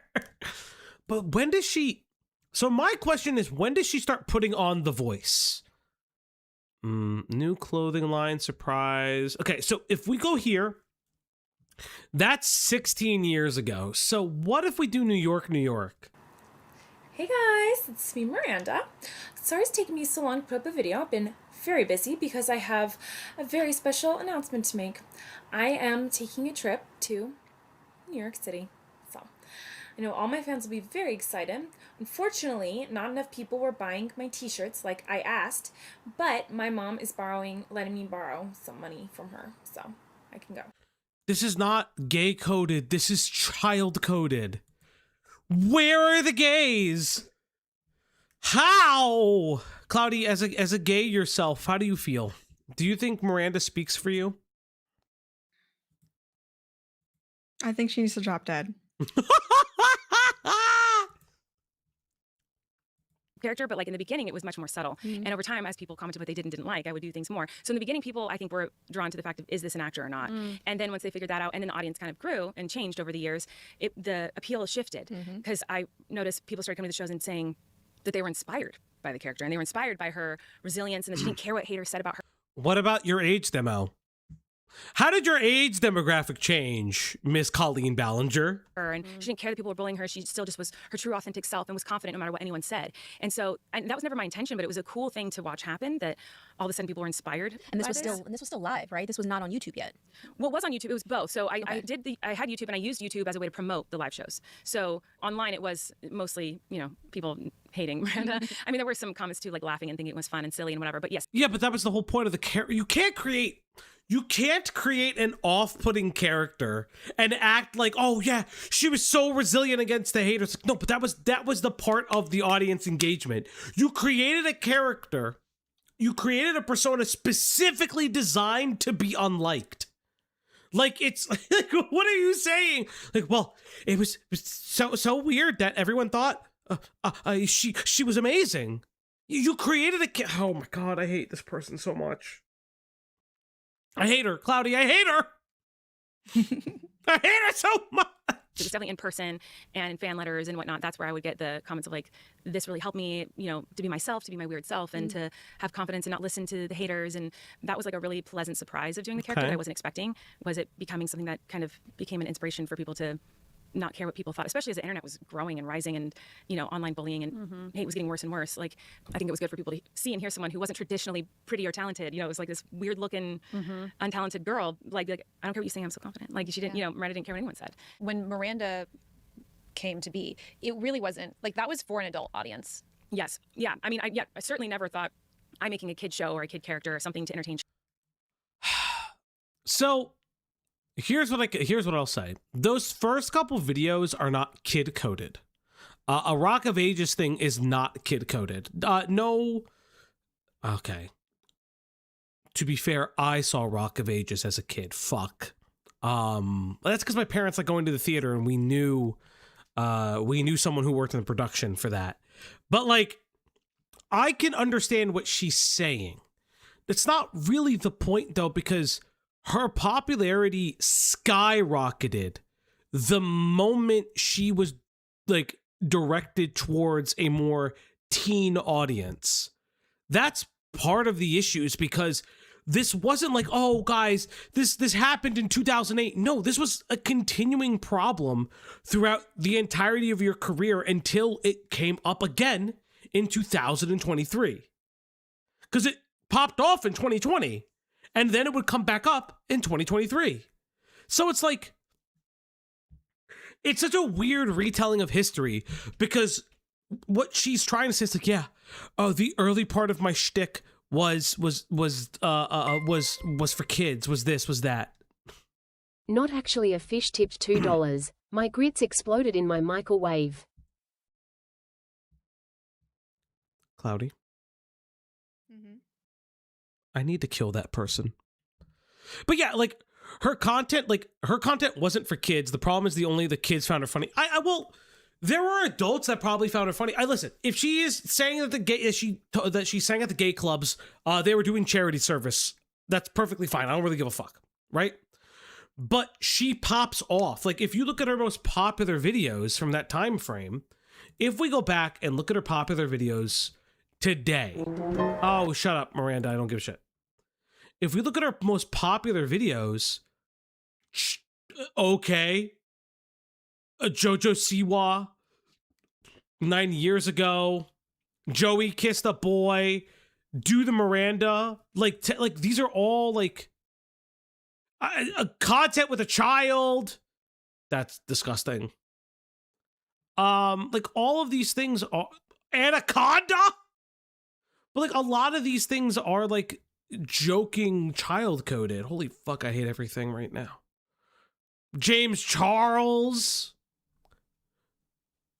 What is happening? Is she, okay, this is just her pregnant belly. That's cool, I guess.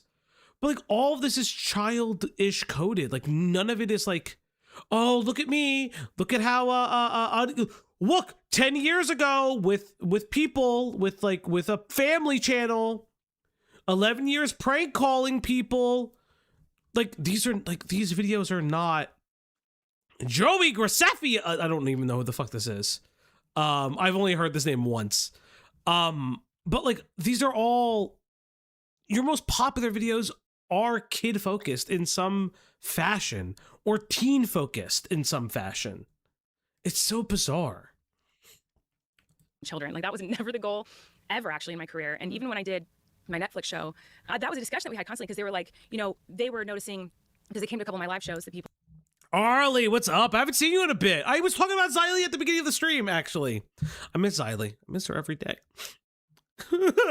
Involved in, they're like, oh, there's a lot of teens here, so let's put this on the kids app. And I was like, whoa, this is not a kids show. Like, I do not want this on the kids app. That would be inappropriate. Like, this is 100% not for children. And it was like but they really wanted that because they saw a younger audience, and they were like, we want the younger audience to be able to see this. And I was like, that's fine, but like they need their parents' approval, because this is not a kid show and this isn't a kid character. So I never set out for it to be for kids, or it was, like I said in the beginning. When did YouTube Kids come into play? Creation of YouTube Kids. When was YouTube Kids actually created? YouTube Kids was created around 2015. That doesn't make any sense. That's 2015. You have videos older than that. You have videos older than that. You can't. Yeah, she's talking about Netflix. Yeah, like what? Yeah, like you'd have to be talking about Netflix. You can't be talking about YouTube. And if you're talking about YouTube, the algo, there wasn't a separated algo. There was a whole big reason why YouTube separated the algo for kids. Like, what are you saying? Like, wait, that doesn't make any sense. I think my comedy was pretty crass, and you can go back and look at like my old original content, my first videos I ever uploaded. Like my humor was that of like a mid-20s girl who was in theater, and with all my. She said her Netflix show was pushed towards kids. I don't care what she's on about, but my thing is, sure, she's talking about her Netflix show, but why would they push her Netflix show for a kids focused audience? It's because her content was they look at her demographics. That's my issue. They're looking at her demographics. So YouTube Kids wasn't a thing when she was first creating content. So kids could still view it on an adult account. My issue is that what she is expressing is just like, well, I push back because, well, my comedy's not for kids. However, you're making videos with family channels. You're making videos with a young JoJo Siwa. Like, they would see kids at our live shows. Like, Netflix isn't stupid. If they're pitching a show, you need your, perfect example, right? I know Stranger Things is ending, and that's like a whole big thing. But one of the more important things about Stranger Things that people don't know about is the pitching process. So the kids were always a part of the pitching process, though it was like, it was on and off how the kids would matter. But specifically during that, oh my God. Since you brought up YouTube Kids, the Game Dude video with the Dinos was listed on YouTube Kids when it first got started for years. Also, hi you too. Kairos, why would you tell me that? Why would you actually tell me that? Thank you. But what I was going to say was, during the pitching process for the show, they wanted to take it out of... So originally, Stranger Things was supposed to be filmed in New York. 2 problems. 1, Netflix said, hey, motherfuckers, this is way too much to film in a city. 2, they were like, move it somewhere else. So they moved it to a small town. And the small town is very important. The small town idea was very important because it's spookier. And during that process, but they're still going to go in with fucking demos and demographics. You have to do that. She was an established brand by the time the Netflix show came out. They already knew her demographic. They know that she's for kids or on the border of kids content because it's also probably for teens. Like, fucking insane. Gay friends just being, we were being like silly and ridiculous and crude, but people watch me, they liked that style of comedy and that style of humor. You said that Miranda Sings, you had a good 20-year run. 20-year run with that. You had a Netflix show, girl. I ain't even had a Netflix show. Goddamn. I'm sorry. Thank you. Yep. I can do anything. Bitch, you're not getting a Netflix show. Anything. You had a 20-year run. You explained that you hustled to make that character what it was, and then the world imploded, and then you got canceled, and took 14 minutes, but we're finally here, sweetie. Yeah. I could hear you being like, I don't care about the glazing in the beginning. Then you had all these accusations and a lot of voices come through the screen that had been rooting for you for so long. You had the rug pulled out from underneath you. We will get into those and kind of talk a little bit about some of the comments people have made and how certain situations have made watchers and viewers feel. But I first want to ask you, when you first got that ting about, oh no, something... If it ain't food safety related, leave MB Falgi. Wait, what does that mean? Potato, what does that mean, buddy? Potato, what are you trying to tell me? Potato, I'm scared. What does that mean, buddy? Potato? No idea. Some unknown is absolutely correct. Big writing tip is knowing the audience that you're reaching, especially the demographic. And being ready to change the demographic you're going for. 3-day-old burrito? Who ate a 3-day-old burrito? Oh, I know who ate a 3-day-old burrito. What? Mahi has allegedly ate a 3-day-old burrito. Oh, okay. Which is fine. Yeah. Is going astray. What happened? One didn't die. Internally to you? It was kind of a slow build. And I feel like I felt it brewing for a little bit first. It was a very jarring experience. And first, I think I should say, when my audience kind of grew and it went from this older audience to, it spread and there was now a lot more teens watching me. I didn't adjust my comedy very much because I was like, well, they found me doing this, so this is what they like and this is what I like, so I'm going to keep doing the comedy they like. And I did adjust it a little bit over time. But one thing that I didn't do, and I should have been much more careful about, is I didn't adjust my interactions with my fans. And that's something I regret a lot because, like I said earlier, the difference between me and a mainstream celebrity, at least in the beginning, was that I was attainable and look, she'll talk to us, she'll interact with us, and she's talking to us from her living room, she'll talk about anything. And she's so open and she'll talk one-on-one with us. She meets us in person at her shows and whatnot, and we know her, and I didn't think about that when I was interacting with my fans, I didn't think about a power dynamic that could have been there. I didn't think about a parasocial relationship, and I should have. I should have been more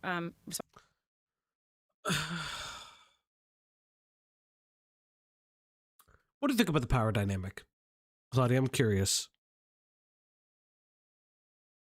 Hmm.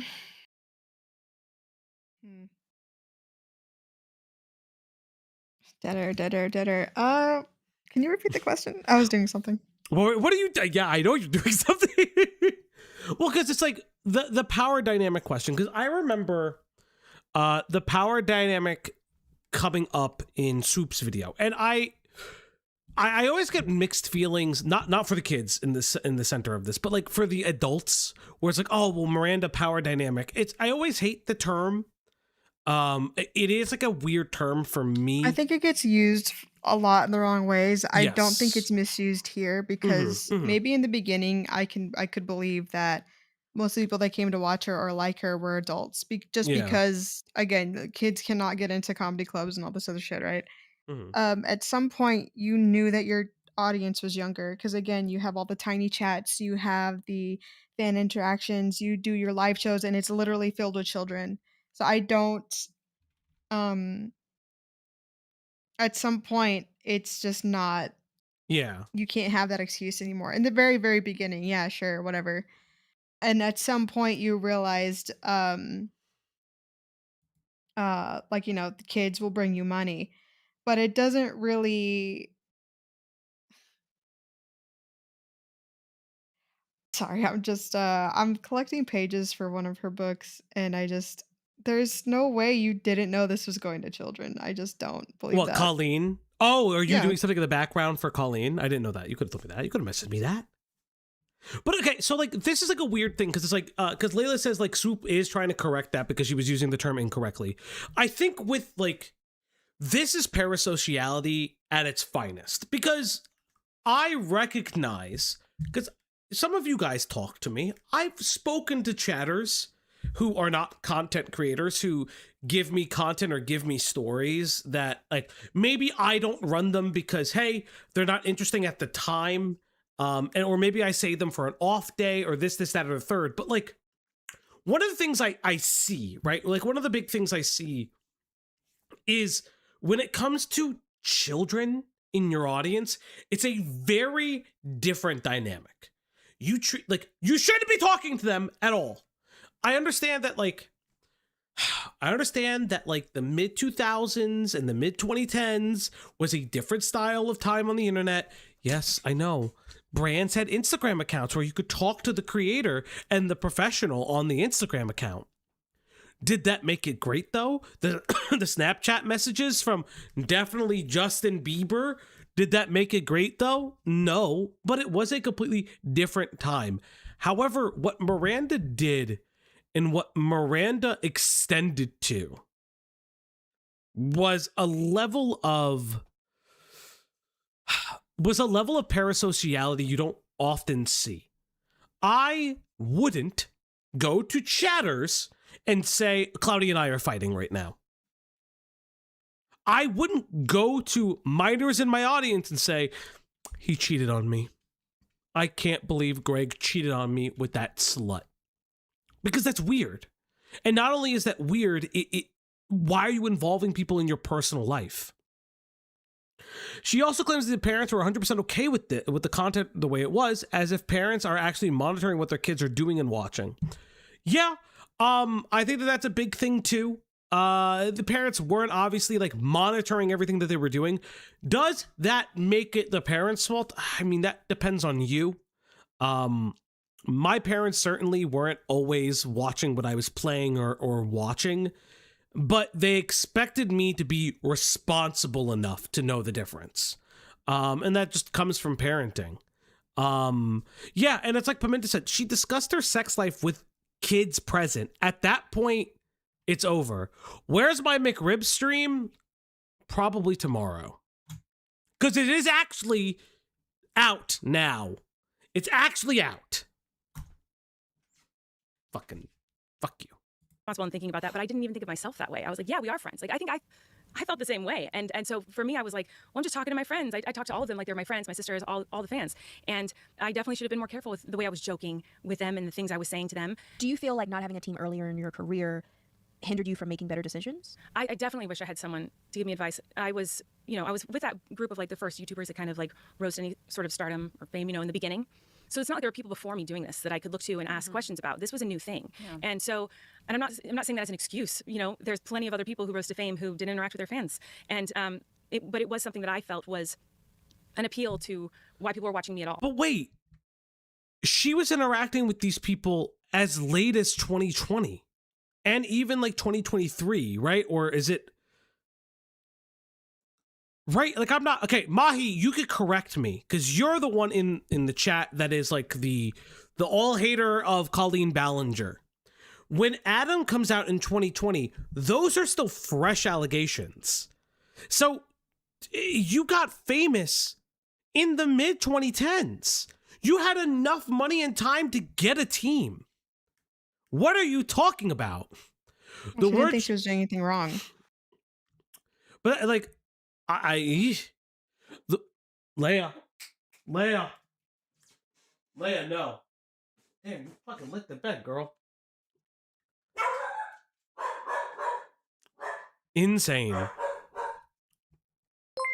Platinum Ether with the 11 months, dog. At Platinum Ether 8198 became a member. At Platinum Ether 8198 celebrates 11 months of membership. How can this person yap so long? Professor of Yapology. Thank you. Wow, Platinum, you've been here for 11 months? That's actually crazy. That's like, Leia! Come here, girl. Come here. Up. Good girl. And I felt such pressure to like make sure I made my fans happy because I wanted to do anything that they wanted, and I wanted to write back to every letter and respond to every message and whatever they asked for, I wanted to give them and do because they were the reason I had the career that I have. If it weren't for them, I wouldn't have the life that I have and the amazing career that I had. And it sounds like everything you were doing online was from a place of trying to please your fans and connect with your fans and not lose them. Yeah, that's pressure.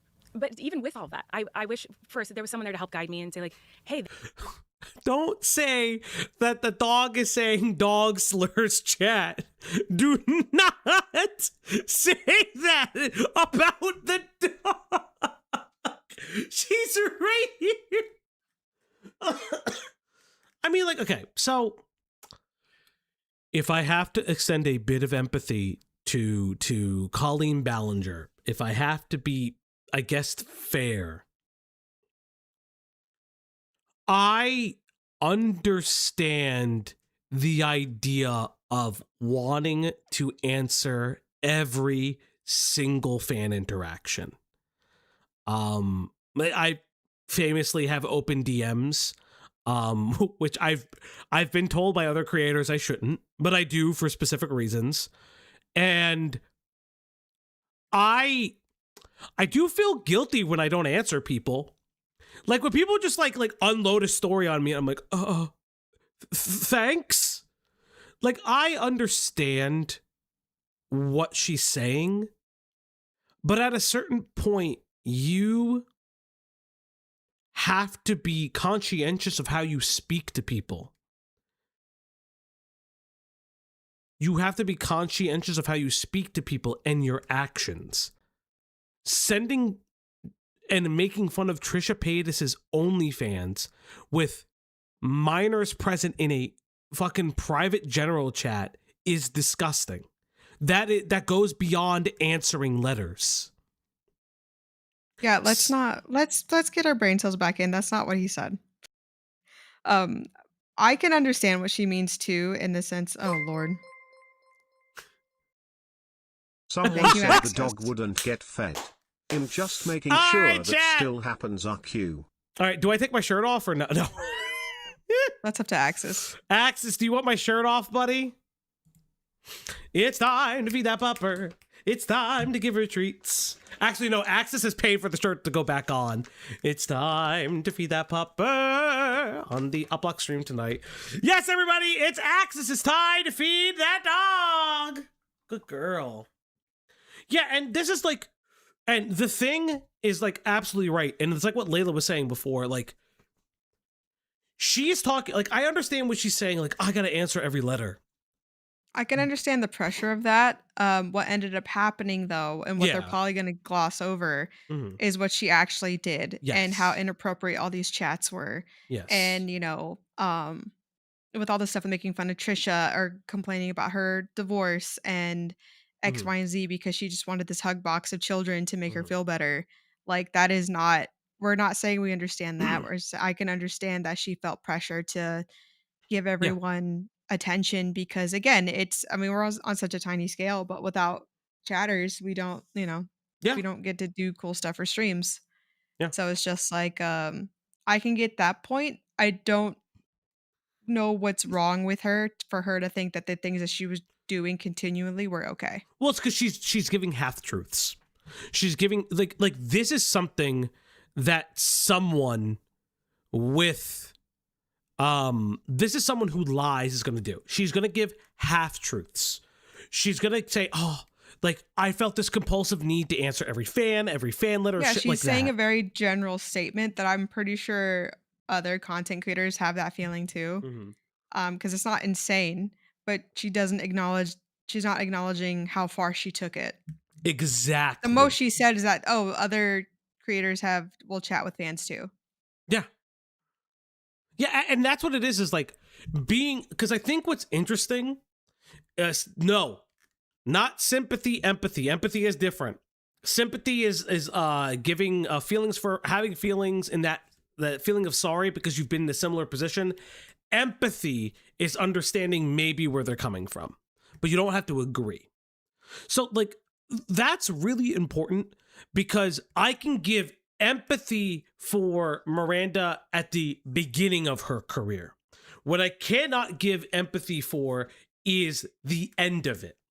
Because if Raven and her wife doesn't challenge Miranda on the assertions that, hey, you had this private group chat, you were actually talking shit about your ex-husband and you were lying that he cheated when most likely you did, as well as like other factors. How do you feel about that today? With everything that's come out, not showing like, hey, I'm going to read you this message. It's going to hurt, but I'm going to read it to you. And like, those are the things like, this is a PR softball interview.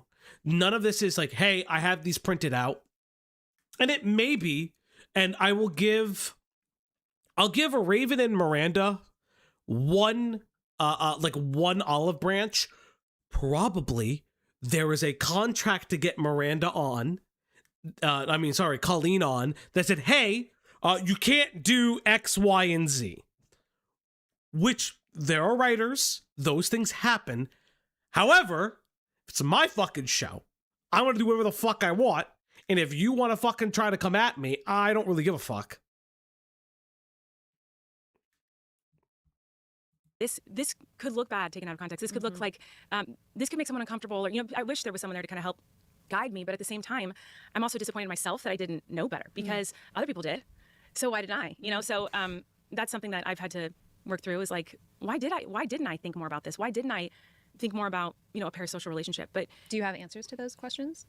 I think it all boils down to me just really wanting to make them the people pleasing tendency of like, I want to do this because this will make they're begging me You wanted them to love you. I wanted them to love me. I wanted them to. That's there's something so fucking broken with that though. Because your audience transfers to kids. You should know. By the time you were making enough money to hire a team, your audience had fully transferred over to kids to the point where you had unpaid labor from minors, which is a thing that people don't talk. How does Adam McIntyre and Colleen know each other? Well, Adam was a fan, turned to an unpaid Twitter comedian intern. That is a complete different level. That isn't parasocial relationship. That is something different. Like for me, I'm very incredibly appreciative that my current version of my mod staff are people who either are burgeoning creators themselves or are individuals who like doing the stuff just behind the scenes because they just love doing that. It's like their small little pastime to either gather information or make the Discord better or set up a docket or make a thumbnail. Though I do mine, and Greg and I do most of them and stuff like that. Like that, you don't farm your audience that way. Like, what are you? I was blackmailed into doing this. Fuck you, Pi. Fuck you specifically. You blackmailed us. Like my content, I wanted them to be happy with what I was putting out there because, like I said, everything that I had was because they supported me. And so, that's what I was trying to do. But it would have been so much better for me to think about their well-being and if this would affect anyone in a negative way. Like, that's what I wish I had done. When did you realize that people were starting to be negatively impacted? Oh man, there's multiple moments. When I got canceled. Because it was, like I said, it was a slow build, but like it was, I'd see people who had been fans for a long time, would come to every show, were commenting on everything that I, at this point I'd recognize because I would talk to them and I knew them, and to see them slowly drop off one at a time, it was like, oh, they're very upset. That was painful and really sad, and I wish I had. Upset over what? Upset over what? What happened that would make them upset? Yeah. Because they don't just magically. Now, does it happen that people drop off for X, Y, and Z reason? Yeah. There are names that I don't see in chat anymore. That like left. That's fine. Like that. Your audience has a cycle, and then there are people that come back. Like there are names that come back over a period of time. They're like, yeah, I was just busy. I wasn't on the internet as much. But like, that's not what happened. People dropped off for a very specific reason. And if you only talk about what happened in 2023 and not the original arrival of allegations in 2020, that is fundamentally a problem. Because you're not talking about what the series of actions take place. And that is the actual issue. Yeah, Cherry, I know you lurk. I like you, Cherry. You know that. I wish I'd listened more when all of it happened. I was so caught up in the things that weren't true that were being said about me that I feel like I wasn't listening to the things that were true and the things that I did make mistakes doing and take responsibility for those things. Instead, I was like, well, they're saying all these other things about me that are lies, and that's not true. And I was angry about those things. And I wish that I had just paused and listened for a second. There's a lot of things that were said about you. There's been allegations of grooming behavior, or how do you? What do you think they're talking about? That one is that's the one that got me the hardest. When that allegation came up, that's when I was out. I was done because that was devastating and shocking. It was very shocking because I know that my intention and my actions have never been fueled with the desire to manipulate or groom anybody ever. That has never been something I have done or will ever do. And it's a very serious accusation. Very serious. So when I unsubscribe every other stream. Yeah, I know. You had unpaid labor. You had weird group chats with kids. Like the way you would talk to them. Like it's pretty clear you don't have any friends your age because you're a fucking freak. So I don't. Again, there's nothing good she could say. Like there's no. Black, no, you're fine. Wow. Falgi calling out my lurking. Just wow. Hey, Black Flower. I love you, Black Flower. You know that. But like that's the other thing too. It's like for instance, my biggest thing is like I'm incredibly appreciative of the time that people spend. What do you? My mods don't get paid. They know, like that's a reality. You do a Discord thing. Mods don't get paid to be Discord mods or to do extra stuff for the channel from time to time. I mean, I do pay artists, but like that's not the point. The point is you had the money to afford a team. You had a team, but you still did what you did. You didn't magically have lawyers. I think that that's like something incredibly interesting. You didn't magically have lawyers when you made the High video. You would have had them for a period of time. So it's so bizarre. You had a management team. Well, again, it just goes back to what I said. She didn't think she was doing anything wrong. Yeah, that's true. Yeah, you're right. And You're I right. don't really believe now that she does. I don't think she thinks anything was wrong at all. You're always right. Those kind of You just are. Like it's just like it's so clear that she doesn't think like she's only sorry that she got caught, which is like infuriating to me. It's so infuriating to me personally. if words started being thrown around, that's when I kind of was, I kind of shut down. And it really was, that was devastating to hear. And, you asked, what does that mean to other people? That's why this was a hard thing for me to know how to navigate, because it wasn't about what did she do or what didn't she do. It was more about what was her intention behind some of these actions, I think. And my intention was being decided for me by people talking about it. Is she touched?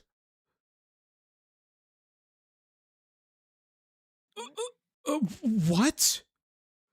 Oh, it wasn't what I did or didn't do. People were wondering my intentions. Yes, you stupid fuck! Because everyone was like, why would you do this? There's no other reason to do. Why would you send your underwear to a minor? Why would you be talking about your sex life with minors? What do you mean? Well, people were just wondering. It's giving R. Kelly is absolutely insane. She sounds like KP, where she's like, you guys, you don't understand. Beckett is only focused about the facts and not how people feel about trauma. Beckett's really like facts and logic focused and not about the traumatic impact of rape allegations. Like, what do you mean? Yes, everyone's focused on your intentions. Everyone is focused on your intentions because that's all we have to go on. Because she's not even denying it. She's just trying to justify it. Exactly, Kitty. Which I believe is Moon Bunnies. Moon Bunnies, that's you, right? I hate they need to fix the ads. YouTube, please fix these ads for me. It's annoying. I guess only people with good intentions have kids stick to their hands down their pants during a live show. Yeah, why do you think I did it that way? No, that's not Mooney, it's Moon Bunnies. Mooney's a different person. I know Mooney. My intention wasn't to hurt or do anything negative ever. Now, that doesn't mean that people weren't hurt. Right. And that's the part that I wish I had paid more attention to. But I obviously didn't handle the situation the way that I should have. And it's really embarrassing. I wish that I could handle it a lot differently than I did. When you say that, are you talking about like the apology Talking videos? about a musical instrument that I should have not picked up. Yes, I mean, I should have listened to what people were saying, and I should have... I think people want an apology. I think people want for you to acknowledge the things that happened on stage. I hope that you give that to them. I agree with you. I think that they do want an apology, and I am sorry. And here's the thing, is when you mess up and when you make a mistake and do something wrong, sometimes you gotta keep apologizing for it. And that's what I should have done. Like, and people keep saying it's an apology song. I didn't apologize in that thing. You did not. I did not. You know what? There You was are correct. no You did not sorry in apologize. that. You did not. Yeah. Why are you proud of that? Yeah, she had that right off the top of her head. Ooh, she's like, I didn't apologize for shit. She's like, bitch, you don't catch me on nothing. Like, what are you talking about? Oh. I was actually laughing. Just letting you know, that was some crazy penmanship. We also, in watching it, I was laughing. You were accused of grooming. You accused of sexual conversations with children. But, that song was funny. Oh, Raven. Oh, you sweet summer child. I remember one of the things that we talked about was it felt like you were angry. Yeah, I was. And burnt out and just fed up. Yeah, fed up. I was. Yeah. And it's very clear that I was angry. And that's why I keep saying I wish that I had just paused for a second and listened to my fans, to my supporters. And process. Because while there were things being said about me that weren't true, my people who would support me for so many years that I'm up here saying, like, I just wanted them to be happy. I wanted to make them happy. Well, they wanted an explanation. They wanted to understand what's going on. And they deserved that. And I didn't give it to them. Instead, I was angry and sang a song, and which is crazy. It blew shit up. Yeah. It was crazy. It was. I'm aware. Okay, it's that was crazy, bro. absolutely crazy. And I think, when the dust did settle, because I, like you were saying, I did want to address it, and I was being told. I got a lot of advice from a lot of people, and the majority of the advice was don't say anything. And I'm sure you know from being in the Honey, industry I for tell so her long. all the time, don't say nothing. Okay. Sure. Raven coming from a place of child stars makes people way more angry with this interview, and I get it. Yeah, I mean, I can see that. I bet Xylee and Ryan are pissed. I did send this to Xylee. She did guffaw. I don't know if Xylee's watched it. I should ask if she's watched it. I'll message her later. Right. Don't address it. Don't say anything. It will just make it worse. Don't address it. Don't say anything. It'll just make it worse. But I'm in a different position than a traditional celebrity because people watch me because I was so open and I talked about everything. I mean, I talked about everything like that. I've been through my mental health and my births and my pregnancies and my journey to fame. Like, I mean, Did people watch her for all of this? I mean, she talked about it. Sure, but like, what? Like, were her side channels just as popular as when people make side this is from the era of YouTube where people made side vlog channels. Tobuscus did this. A lot of people did this. That is for your hardcore audience. That isn't for the majority of the audience. I think people mostly watched her vlogs. So okay, let me go to Miranda. Does she have her other channels? Oh my God, I hate when people. God, does she have her other channels promoted on the homepage? Shut up. Does she have her other channels? No. It'd be nice if she did. So a lot of that stuff probably got deleted. Oh, hey, look, it's Rosanna Pansino. Maybe privated or no, because she was still making them. Colleen Ballinger. Nope. Here's her Colleen Vlogs channel. So she had been uploading since. So her vlog channel was still uploading. I wonder when it started. I guess I'm sad.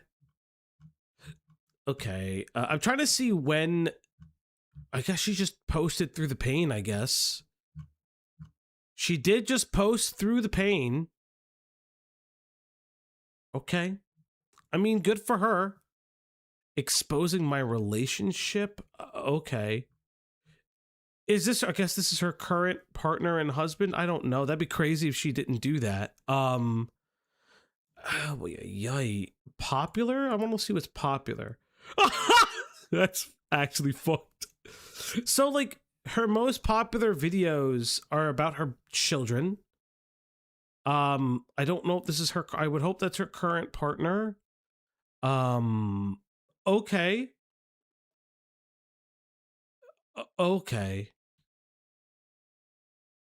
Okay. So I hate everything about. I hate family channels. Can I say this? I hate family channels. I talked about this. I really hate family channels. I just never like them. I think it's incredibly exploitative to use your kids as content. Especially your infant kids. We've seen multiple family channels show how dangerous it is for kids. I do hate families. That's absolutely correct, Metal Man. I fucking hate families. Ugh. Everything I've been through, I've talked about online very openly.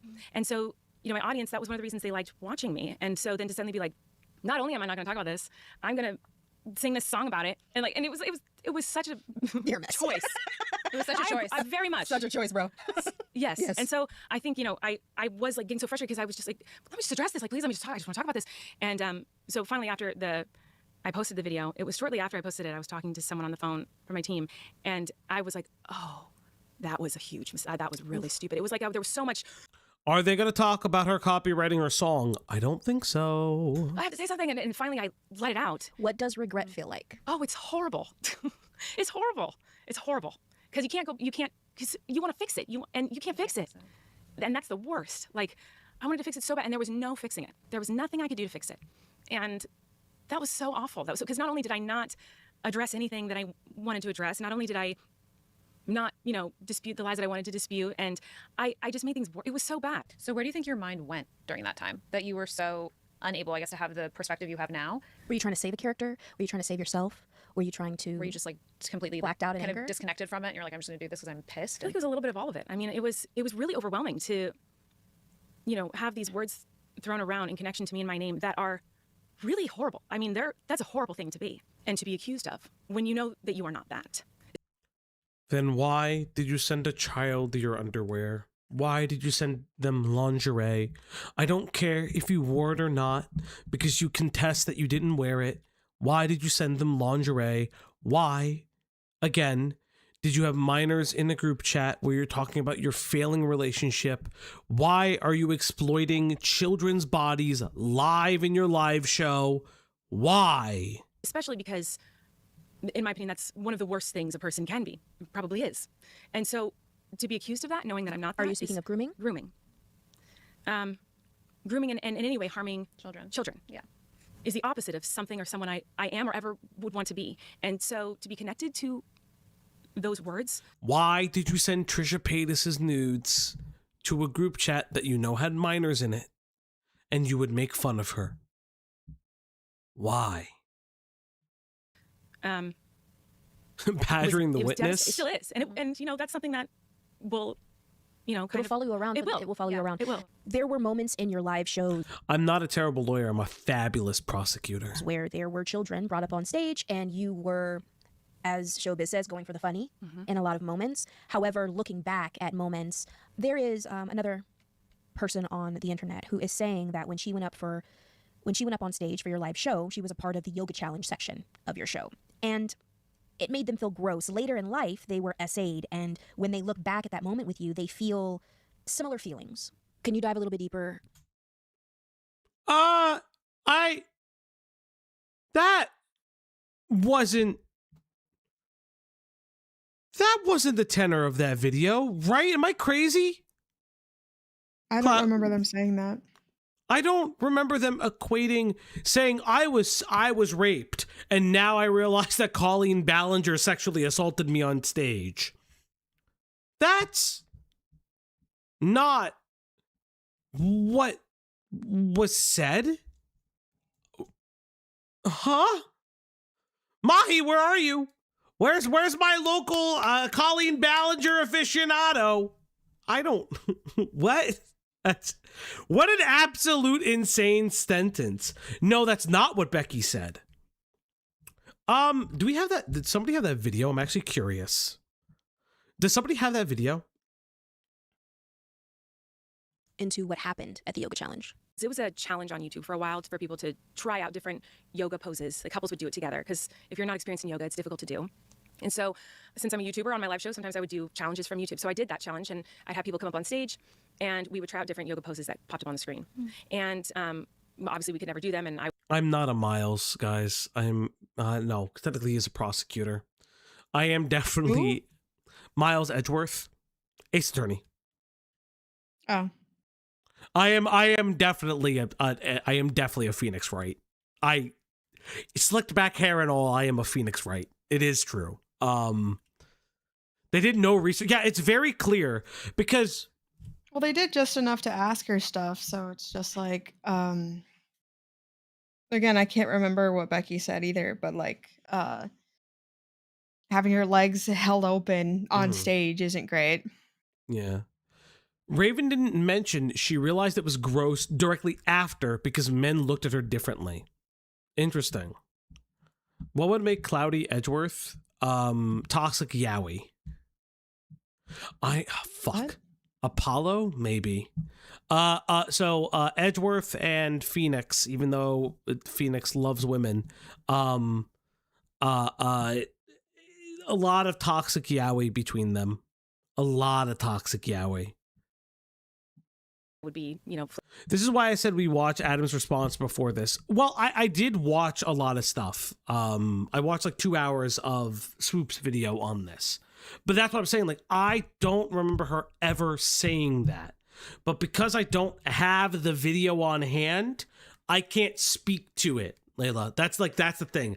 Because it's her specific. Because I remember Adam's video. I remember what Adam says. About as Miranda, and there was one pose where there are two people and both legs are spread open, you're holding each other's legs.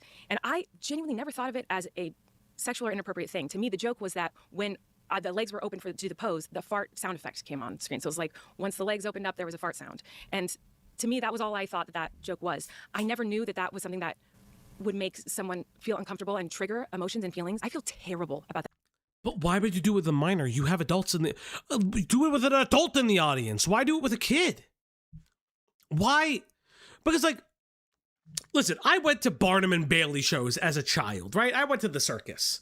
And I never, like, walked in and was like, and got, like, fucking groped by the fucking clowns. You know what I mean? Like, it's so fucking bizarre. Like, that's such a weird statement to make. There were no adults in the audience, if I remember, but there had to have been. How did these kids? The parents. I'm not. It was mostly just kids. Mm-hmm. So you guys watched it in Diesel stream, and what Becky had said was that she felt it was sexually violating, and the fact that she was essayed later cemented that. Okay, so live stream chat. Okay, thank you. Yeah. Thank you. Because, like, that is a very different statement.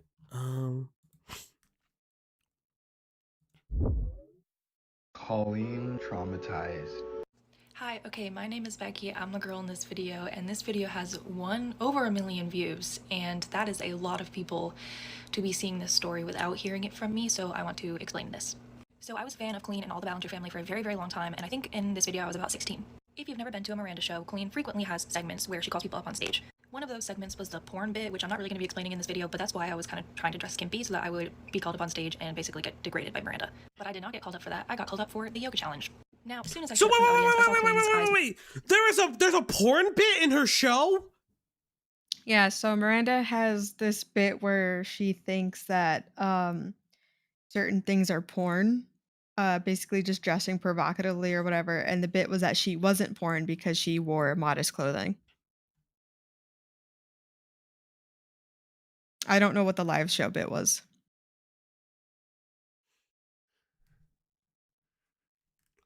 She started calling teenage girls porn if they were dressed moderately.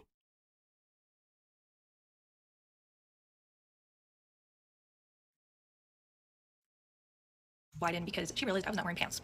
But for some reason, that didn't stop her from continuing. In fact, no adult at any point stepped in this situation. So we get to the point in the yoga challenge where I am laying down and Colleen is spreading my legs basically as far as she can.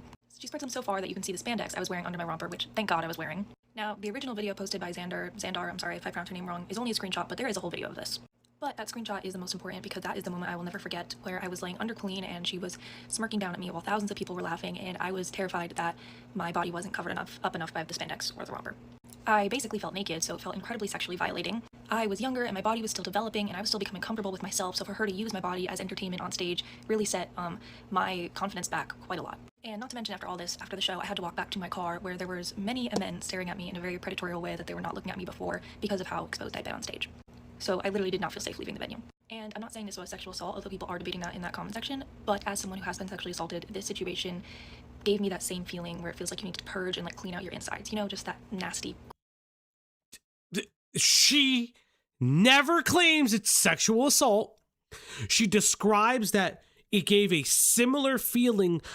She never said that sexual assault pieced it all together. She's saying that she had a very similar feeling because of that. And unfortunately, because of her sexual assault past, she's able to piece and pinpoint the feeling that she's experiencing. Fuck you, Raven Simone, and fuck your team. You need to vet those questions before you ever say shit like that. This podcast is really bad. Like, that is not what she said. She's literally, thank you, Claudia. I'll pull that up. She's saying that she had a very, like, she's able to pinpoint the reaction and the feeling and like that gut reaction that she had. She's just saying that she felt violated, and she had unfortunately, because of her assault history, she has another point of reference for it.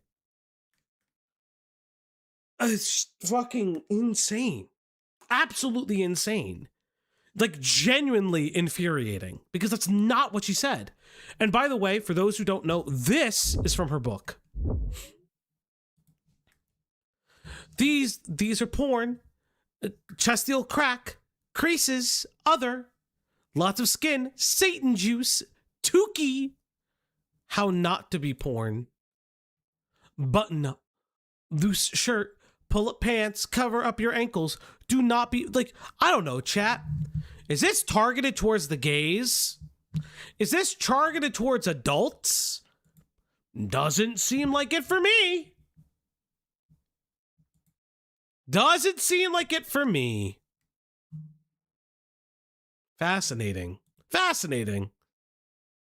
That genuinely, when I heard about that, I felt so bad, because that is something I'd never want to do, is trigger anyone, but especially a girl who's been through horrible things in that manner. Like that, it feels so terrible that me doing this silly yoga joke, in my mind, was silly yoga joke, could be something that could trigger her in such a negative way and affect her in such a negative way.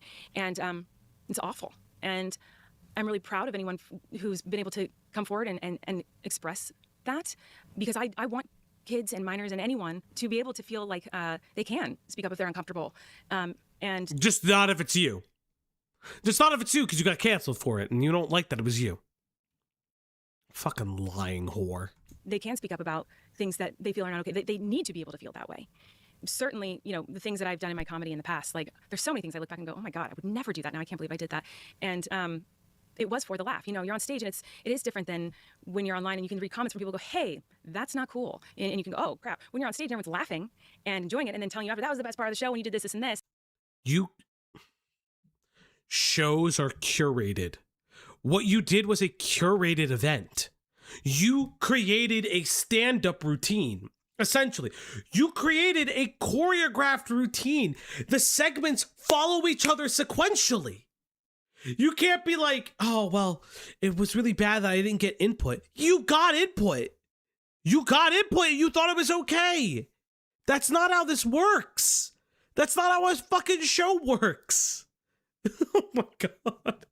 Like, what? Do you think that people don't understand how live performances work? Insane. And well, again, it's like the kid said, right? Like, nobody stepped in. Nobody said anything about it. Nobody did anything. Yeah. Well, no, because it's always that bystander effect, right? So for those who don't know, bystander effect is very simply, it's a social psychology term or phenomenon, excuse me, that in a largely crowded room, if something were to happen to someone, your threshold of responsibility vastly decreases with the amount of people in the room. So if there are a bunch of people in the room and you believe that like there's nothing wrong, like, and you don't see any authority figures also doing something wrong with it, that's also an appeal to authority as well, you feel less inclined to say or do something about it. It's like it's a multiple different factors. I also don't think anyone wanted to, it's like Layla said, like nobody probably wanted to run up on stage and be tackled by security and seen as the bad guy. Brother. Coyote, it's good to see you, buddy. But like, yeah, like no one's gonna run up on stage and complain about it either. Considering how many adults went to the show specifically to see her put on those kids in precarious situations, apparently she couldn't find a single adult, so who the fuck knows? With Miranda, when my audience shifted, I was like, okay, how do I keep this audience that liked this crass humor and now appeal to this younger audience that now is growing so much? And my solution to that was I will still do these more crass innuendo type jokes and it'll go over the kids' heads and then the parents will have something to laugh at and the adults will have something to laugh at that are in the audience. And that was my solution to that. That was you rectifying what was going on stage? Yes. Okay. Yeah, I thought, well, everyone knows that I'm a safe person and I don't mean anything negative by this. I was like, well, everyone knows this is in jest. I feel like there's like literal movies that do this pretty well. Like there's obviously jokes. Yeah, there's obviously jokes that that kids don't understand. Like obviously you see that in like literal kids movies. They don't, but they're not making the kid the butt of the joke. And like at 16 years old, I got called up so my butt and boobs could be pointed at and stared at for a large audience. But also anyone on Netflix that wants to laugh at my teenage. So this was part of the Netflix show too? Fuck me. Holy shit. This was part of a Netflix show. That's great. I'm glad Netflix allowed this. Very cool, Netflix. Very cool. Oh my god, it's like that one show where in the 2000s where girls would go up to this guy and then get judged if they were ugly or not, and it was always like the most gorgeous woman that just wasn't wearing makeup or something. I don't remember what that show was called. What was that called? I don't even know. I just remember the Joe Schmo show. That's all I get. That's all I got. So it's fine for me to do this because the crass jokes will go over the kids' heads and the adults will laugh at it. And that is how it seemed to me. So here's the issue, though. You make the crass jokes, right? Okay, so here's how you redo this. If you're going to do all of the porn bits, you have to be the bit. You have to be the one, and you're the kids point and laugh. Now, does that make it a lot better? No, but you're objectifying yourself as the performer, not objectifying the audience member. Listen, when I get paid $100, I don't ask you motherfuckers to take your shirt off. I take my fucking shirt off because part of the joke is that. Like, it's me. I'm the performer. I don't fucking ask you guys to do something. It was like, let's say we got big enough to do a live fucking like react show one day or like a podcast. I would never, ever do shit like that. But if we did do a live show, I'd have a little tip jar at the fucking end of the stage. And so if someone actually put 100, the shirt would go off. But again, like that's part of you. Like if you want audience engagement, the audience should somewhat run the show, not become the show. Like that's like, it's so weird. Sarah, the 16-year-old, also alleged that after the show, grown men kept staring at her and following her. Yeah, I'm not discounting that at all. I can't certifiably prove it was a result of the show. I'm going to be a little bit honest. I can't, I can't confirm or deny if that's a result of the show or not. What I could say is that everything that happened on the show is disgusting. And something like, it's not crass humor. It's like, you shouldn't just involve the child like that. I don't like that she's making it the comparison that it was humor. It was something that would go over the kids' heads. You're directly pointing at the children and making a joke about what they got. Exactly. Like at that point, maybe just do a 21 plus show with the crass bits. It's like for the parents and for the kids bits, or even like television shows do this.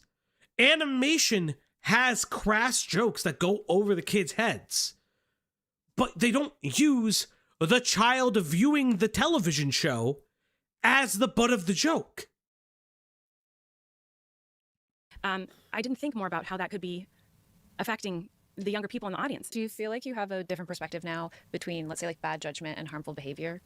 I definitely do. Yeah, I certainly think that and especially now, now that I'm a mom, obviously every choice I make, I think about how it could affect my children. And I wish that I went into my interactions with my fans with that same mindset of like, everything I say can affect them, and think about how this. You were still a mom when that happened. You were still a mom when a lot of this happened. Please stop throwing your kids into it. People do not I hate this. I hate the idea that people believe because they become parents or becoming a parent fixes their bad behaviors. I saw it a lot when I worked in substance use. And this is not knocking anybody with a disease of addiction. It's just like a pitfall. The pitfall often is, if I do this for somebody else, I'll be better. And that never really works long term, because you need internal motivation to be better. You need that internal drive to understand right from wrong. And Colleen having kids shouldn't have developed that for her. It should have been media awareness. She was trained to be on television. She was trained to go on talk shows. Hey, Liana, what's going on? But she was trained to go on talk shows. She had a team that would have told her all of this was bad. I don't understand why she is negating that. She's acting like she was still 2011 Colleen. Gladdy, how you doing over there? I lost her. Fine. I lost her chat. Oh, you're fine. Thank God. I miss you. Can affect these people that you're interacting with. Did parents ever confront you after? Did you ever get any kind of interaction with an adult who said, this was didn't too feel much. good for me and my child? No, I never did personally. I don't know if someone got that message and I never received it. The only complaint I ever remember receiving in that way, in person from a live show or anything, was at the beginning of my shows, I used to do a ukulele song where I would, damn ukulele. I know, where I would sing the hate comments that I received. And there was hate comments, so there was a lot of bad language, and the comments were on the screen, and I would sing them. And we did get some complaints about that. They were like, you're saying bad words like in the first 5 minutes of the show, and I have my young kid here, whatever. And so then I changed it. I bleeped the words on the screen, and I bleeped the audio of it too, so that you couldn't hear or see it. And we also changed on the website everywhere, like, this is a PG-13 show, like, But then you're doing non-PG-13 jokes. Oh, it's a PG-13, like, so here's an example, if this is true. Here's an example of her modifying her live show moving forward. Why would you then, I should modify this comments part. Why would you then, I don't know, reevaluate the show in its entirety and make sure you don't have to do that moving forward? Re-review the show and be like, hey, let's see if any other parts of this needs to be adjusted so I can pull back a little bit. So the show could be a little bit more PG friendly, or it could just be more all ages friendly. That's what a lot of people do. That's like insane that, like, you take an example of responding to criticism and you're like, but I responded to this criticism. People should have told me that spreading a child's legs on stage is a bad idea. If only the parents told me. Insane. Absolutely insane.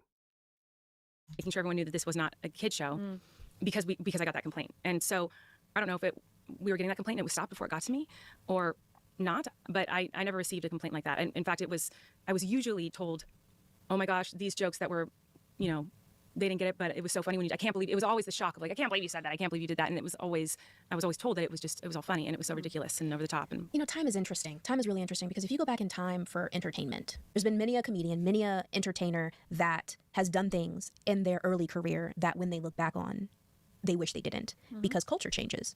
While people were laughing with you and quote unquote at you because of the character, it must feel so like two-faced for you. For all these people who were laughing with you, and then all of a sudden have them turn against you. I don't, yes, it's painful to see people who supported me and laughed with What me. a weird thing to say. I don't even necessarily disagree that culture changes. Humor changes. The things that we become okay with changes, but that's not what happened here.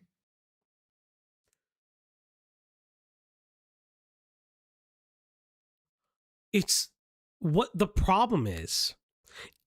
I could tell you exactly what the problem is already. Okay, so we are about 30 minutes in. I can tell you what the problem is.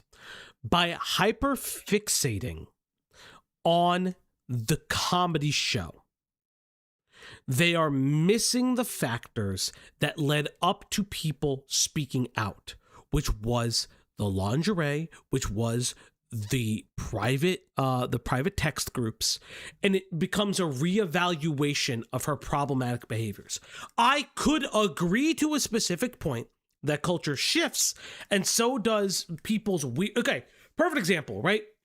I won't leak the person who sent me the DM, but audience member and I talk about horror games, and they were telling me that the Silent Hill director was getting shit for using like Russian literature in some Silent Hill games. Like there was like a cancellation like thing for a period of time.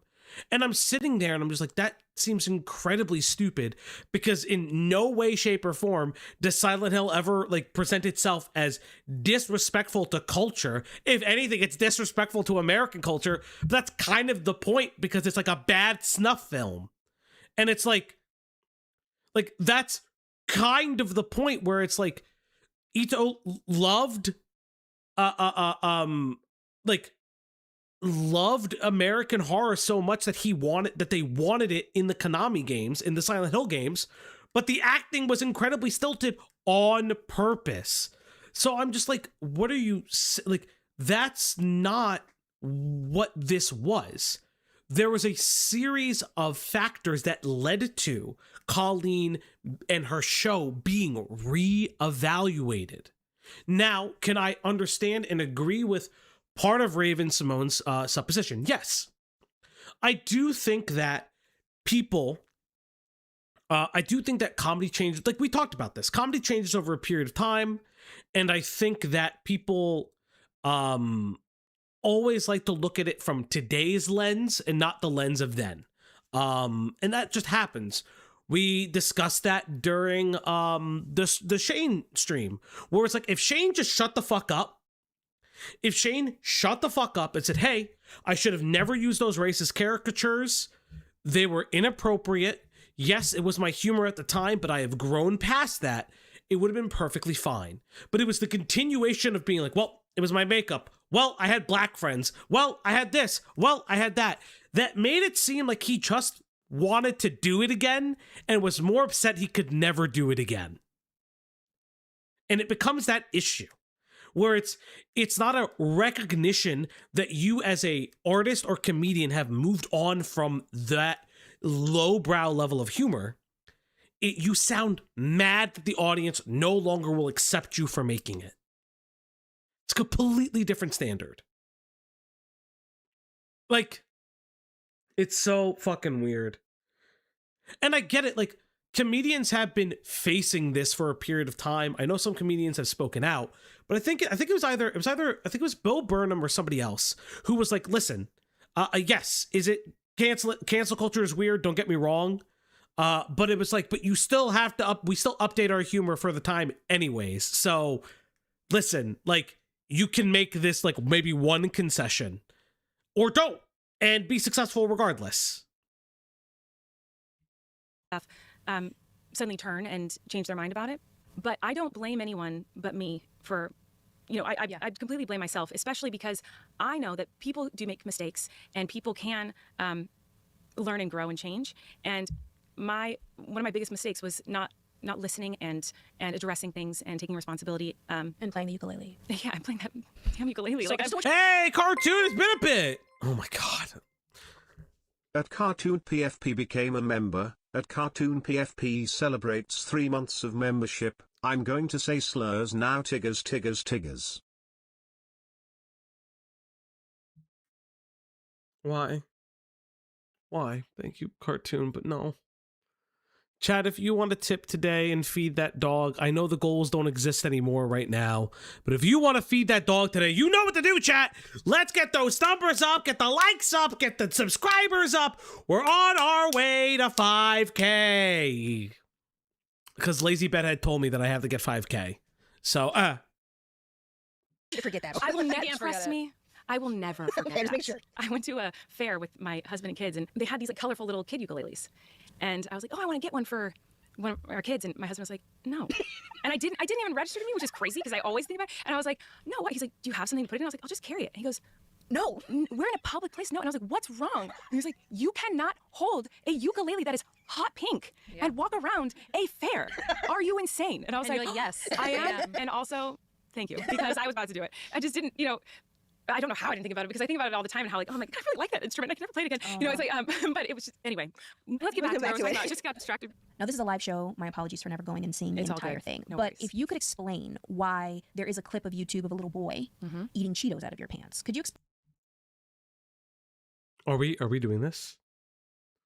Are we really doing this? Are you yeah, what's funny about the ukulele, like you never being able to use the ukulele again? Own it. Make ukulele your brand. Like unironically, make the ukulele your brand. Yeah, but that's like that's not what everyone's mad about. Oh, I know, but Nobody I'm just cares saying. about that. Yeah. Okay. So here we go. You saw it in the thumbnail. Let's find out what she has to say about the Cheetos. Explain that for the audience, please. Holding Cheetos, that makes it sound more like he's physically eating out of her pants. He wasn't. He was taking one. Oh, he was taking See, that's how things get twisted. Right. So could you explain it, please? Well, I mean, that was planned. That is 100% planned. That is not only is that 100% planned, those are the same statements, by the way. Those are the exact same statements. Either his hands in, How does he eat the Cheeto? You literally said the hand is in the pants, pulling out the Cheeto. What is it? That's the same statement. That's the same fucking statement. What a crazy thing to hear, that there's a woman on stage and there's a young person taking food out of her pants and eating it on stage. Like, that's crazy. And Weaver said it earlier. She doesn't say child. Yeah. No, they never say kid. It's interesting. Joke with Miranda was that I would say and do things that were inappropriate or had some sort of sexual innuendo to them or something like that, and it went over the character's head. Like, Miranda was not aware that she was saying something that could be taken the wrong way. That was a lot of the jokes that I did as the character. And so in that particular part of the show that I did, it was probably 8 to 10 years ago that I used to do that bit. You mean like a child? Or someone who has difficulties reading social cues, like your autistic cousin. Miranda was teaching the audience how to sneak food into the movie theater. And so I stuffed a big bag of cheese balls in my pants. Now, I was wearing layers of clothing because throughout the show, I put more clothes on over my clothes on stage. When I transitioned from me into Miranda, I, in front of everyone, put on more clothes. So I'm wearing lots of layers of clothing, and then there's the cheese balls in a bag and in my pants. And so initially I would bring up an adult, and I'd start eating the snack as we're, quote unquote, watching this movie. And then I'd say, do you want a snack? And then they would take a cheese ball from the top of the bag and eat it. It was supposed to be like, she doesn't realize how inappropriate this looks. And then, you know, there's a clip, like you said, of when a younger person came on stage and did that with a child. me. And the audience is laughing because, and you could see my Even reaction. Raven Like, said a little boy. Yeah, the little boy. It's a child. Probably They look like they're old. 6 years old. Yeah, they're probably no old. They're probably not even in high school. Not so a child. There's a clip of it. There is a clip of it. I mean, if someone wants to grab it, we could play it.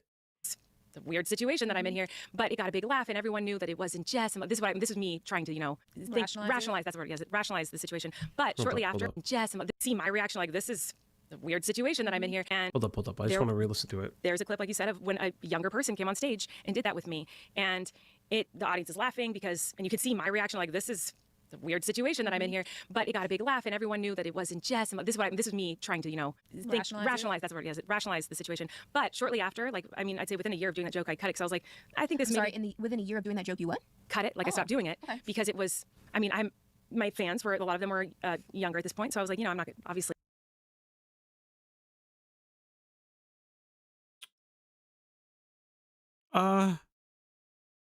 But why did you cut it? This joke is not. I'm not gonna do this anymore. It's not working. It's not appropriate. And so I cut that. I regret doing that. I should have never brought kids up on stage, even though the joke was that Miranda doesn't know that this is inappropriate, and the audience is like, it doesn't matter. I should have been like, if I'm gonna do this joke, When he was it's in my 11. adult. God, he was so much smaller in my memory.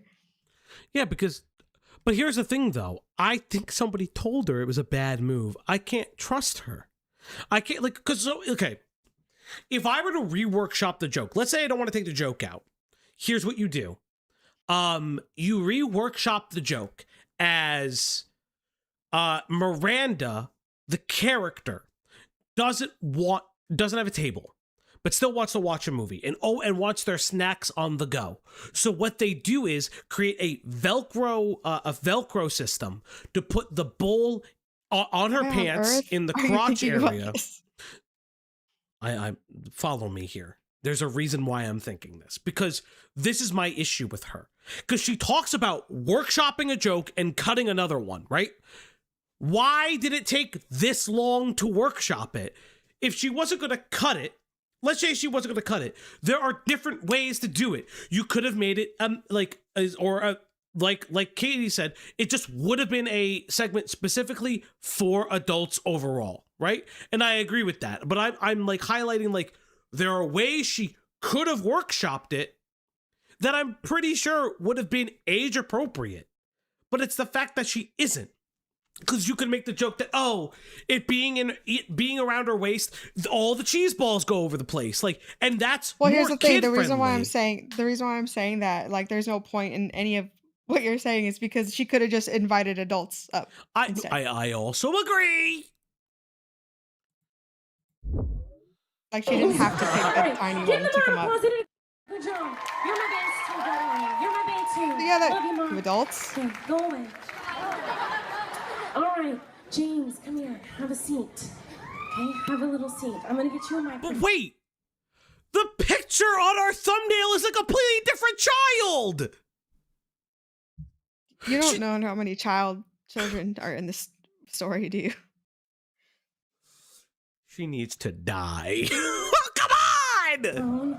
I'm so excited. Okay, yeah, he's not 6, Go. but he looks 10, maybe. I'm not really Okay. guessing. It doesn't matter. It doesn't really matter, yeah. Well, no, because on our thumbnail, okay, I'll show you guys, because I sent Greg, I wanted the famous picture, right? Because I've seen the picture. So if I go to my DMs with Greg, because he loves me, I'm leaking DMs with Greg right now. This is the picture I knew about. What do you mean? It's a different child for the same joke. It's a different child for the same joke. It's a different child for the same fucking... How many kids did you put in the joke? Lady James. I have a question for you, James. Now, since you are my summer bae, I was curious, would you like to go on a date with me right now on stage? I would absolutely love to. I love you, like... James! I love Okay. you too. I've never had anyone so enthusiastic. Come on. Okay. Okay. Okay. Okay. Yeah, Babo, it was like a recurring thing until, again, I think the same thing. I think someone told her to stop. She wasn't going to cut it. No. I still think that, like, she doesn't see anything wrong with what she did. And she's only just saying the right things now. Right, and then the question is, when did she cut it? Did she cut it when she changed up the show? Because that's another thing, too. She would cut it when she changed up the show. No, we are going to watch more. Your moment is crazy. Oh, I'm still wearing my horse. How embarrassing. Just let me slip this on. I have loved this woman forever. I did everything I could to get to this show. God, I want to actually want to die. Like I'm actually incredibly uncomfortable. Well, that's the fucking hold she had on these kids, right? Like I'm really uncomfortable. And again, they're doing all this labor for her. They're in her group chat, like stroking her ego and making her feel better. Fuck. Okay, we're gonna continue. We're gonna get through this. We're gonna get through this. James, you're melting all my heart. Literally everything I did, I did everything to get here. Literally, I did. I'm so happy to be here.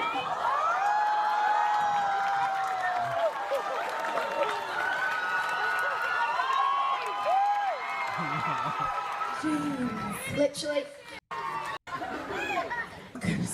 You too. I know.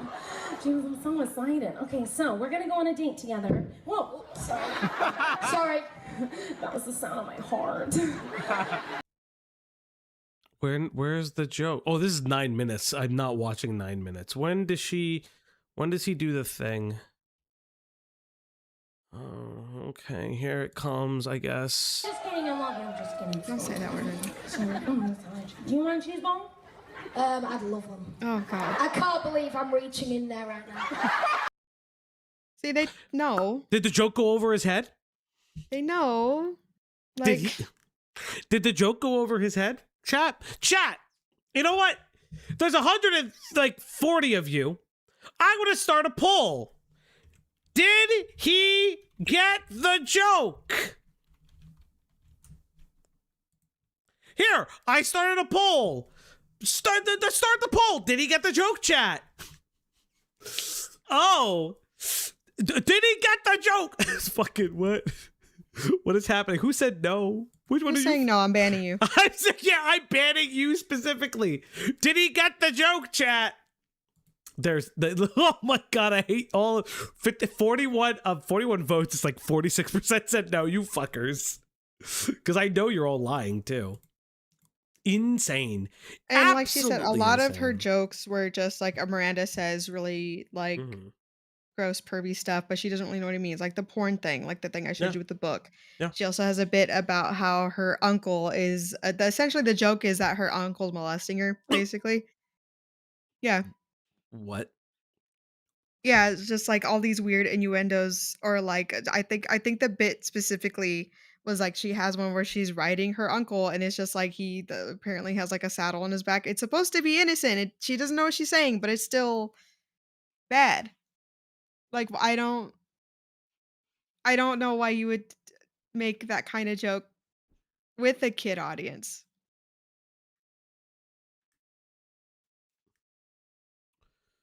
Show that I'm doing with adults that are consenting and know that this is a joke. That Miranda doesn't understand that this could look bad. So you have admitted to sending lingerie to an underage fan. What? That Miranda doesn't understand that this could look bad. So what was that cut? What did you cut that she said? What did you cut that she said? That's a big cut. Oh, that was a big cut. Was that a video or a live show? It was just in her videos, though. The whole uncle joke. That was a big cut. I have no idea what they cut. I don't know either. What did you cut? That was a big motherfucking cut. Oh, you have admitted to sending lingerie to an underage fan. And I know you've talked about this before, but I would like to ask you one more time to address this and kind of what happened and how you're feeling about it now. Yeah, what an idiot. Is how I feel about it now. I think it was like 10 years ago, something like that. I was doing a live stream and I always loved giving away gifts to my fans online. So I would send them like a bobby pin of Miranda's or a lipstick of Miranda, an old shirt, you know. Usually it was to encourage them to donate to a charity event that I would do every year. But I loved. How are the kids donating? How is a 14-year-old child donating to charity? Okay, whatever. Giving out stuff. And so I was doing a live stream like I did pretty often, and I was opening up a box of clothes that I had bought, and in it was this underwear bra set that I didn't order, and we were laughing about it. So everyone in the chat was laughing about it, me and my friend, and he actually put it on over his clothes, and I was like, look at this, and we were laughing about it, and there are people in the comments saying, oh, send that to me, send that one to me, and we were like, we're not going to do that, that's crazy. But then there's one fan in particular who kept asking us to send it, and I was like, obviously you can tell in the live, like I'm like hesitant about it, because there is. But wait. Okay, so Adam is the one that gets the lingerie, right? Or is it a different fan? Yeah. Well, he got the underwear. I don't know. I can't remember. But didn't they have some type of relationship? Like, didn't they have a relationship of some kind? She knew Adam personally. It was in the group chats and stuff. That's what I'm saying, though. It wasn't a random fan. It was someone you were talking on a personal basis.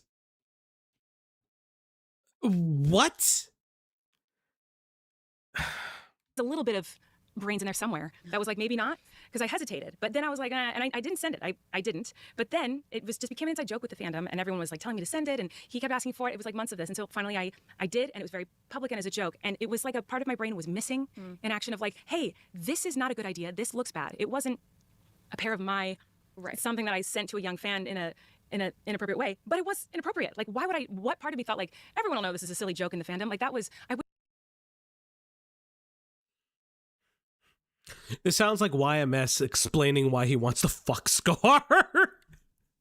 Right? Like, oh guys, it's a silly joke that I have this full-size plush of Scar. Look guys, there's no hole in the center of it. Like, yeah, he was her quote friend.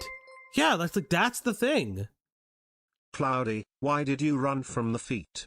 Save us. You guys are crying obsessed with face feet emoji. and co-port, and you guys need to deal with it yourselves. Wait, what's happening? What's happening with? That was for me, not What's for you. happening? What did you guys do? But yeah, again, what are you actually saying? Because you knew this fan personally. It wasn't a random fan. Like, okay, fuck, I'm doing it again. Pie, are you here?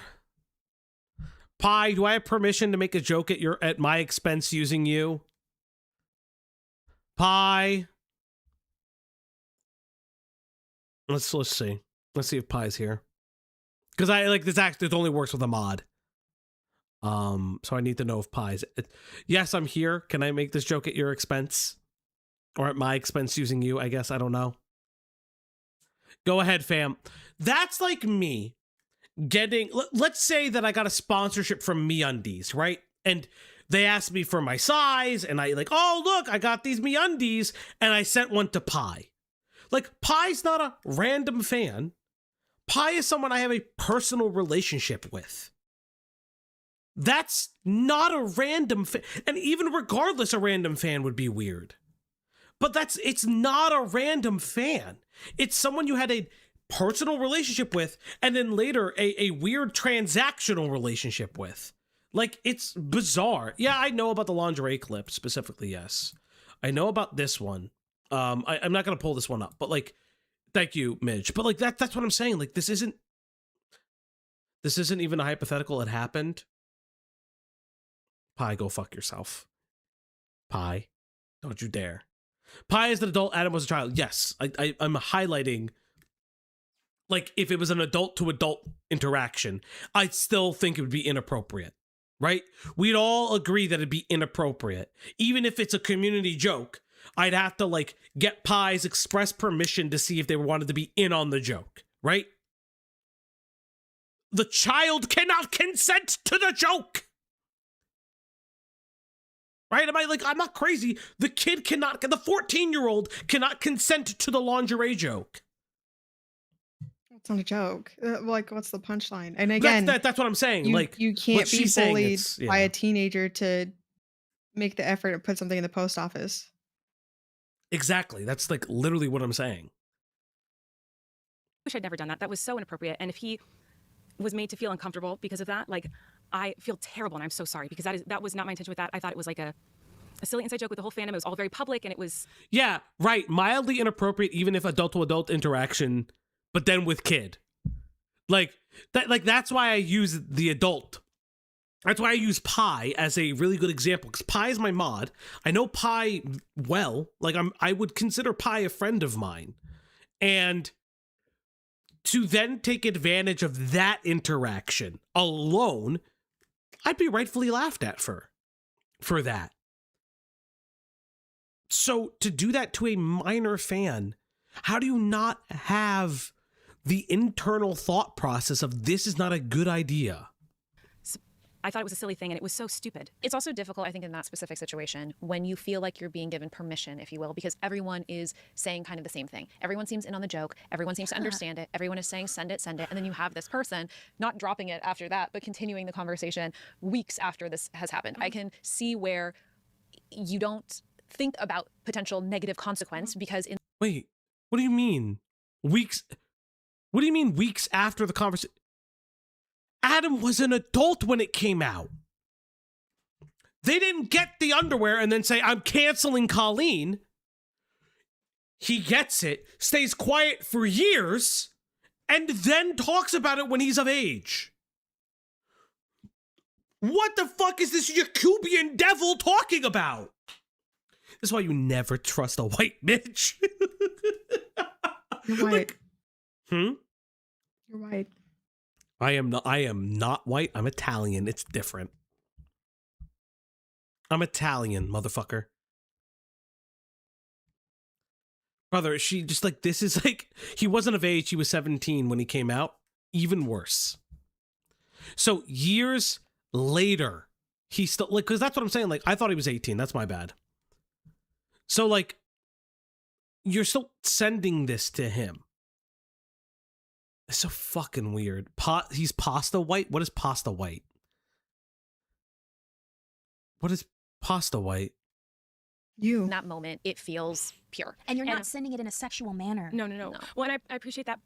I think you're misunderstanding this in this moment. She's saying Adam kept asking for underwear for weeks. Let me re-listen Okay, to and that. children will ask things over and Yeah. over and you can say no still. Yeah. Saying kind of the same thing. Everyone seems in on the joke. Everyone seems to understand it. Everyone is saying, send it. And then you have this person not dropping it after that, but continuing the conversation weeks after this has happened. Okay, I'm incorrect, but still it gets worse then. Because then it's the minor wore you down. She's literally giving Colleen an excuse to be groomed by a minor. You do understand that, right? What I said is better than what she's fucking saying. Can see where they even asked for pictures of Adam wearing the lingerie. You don't think about potential negative consequence because in that moment it feels pure. And you're not sending it in a sexual manner. No. Well, and I appreciate that. But at the same time, it was my responsibility to know.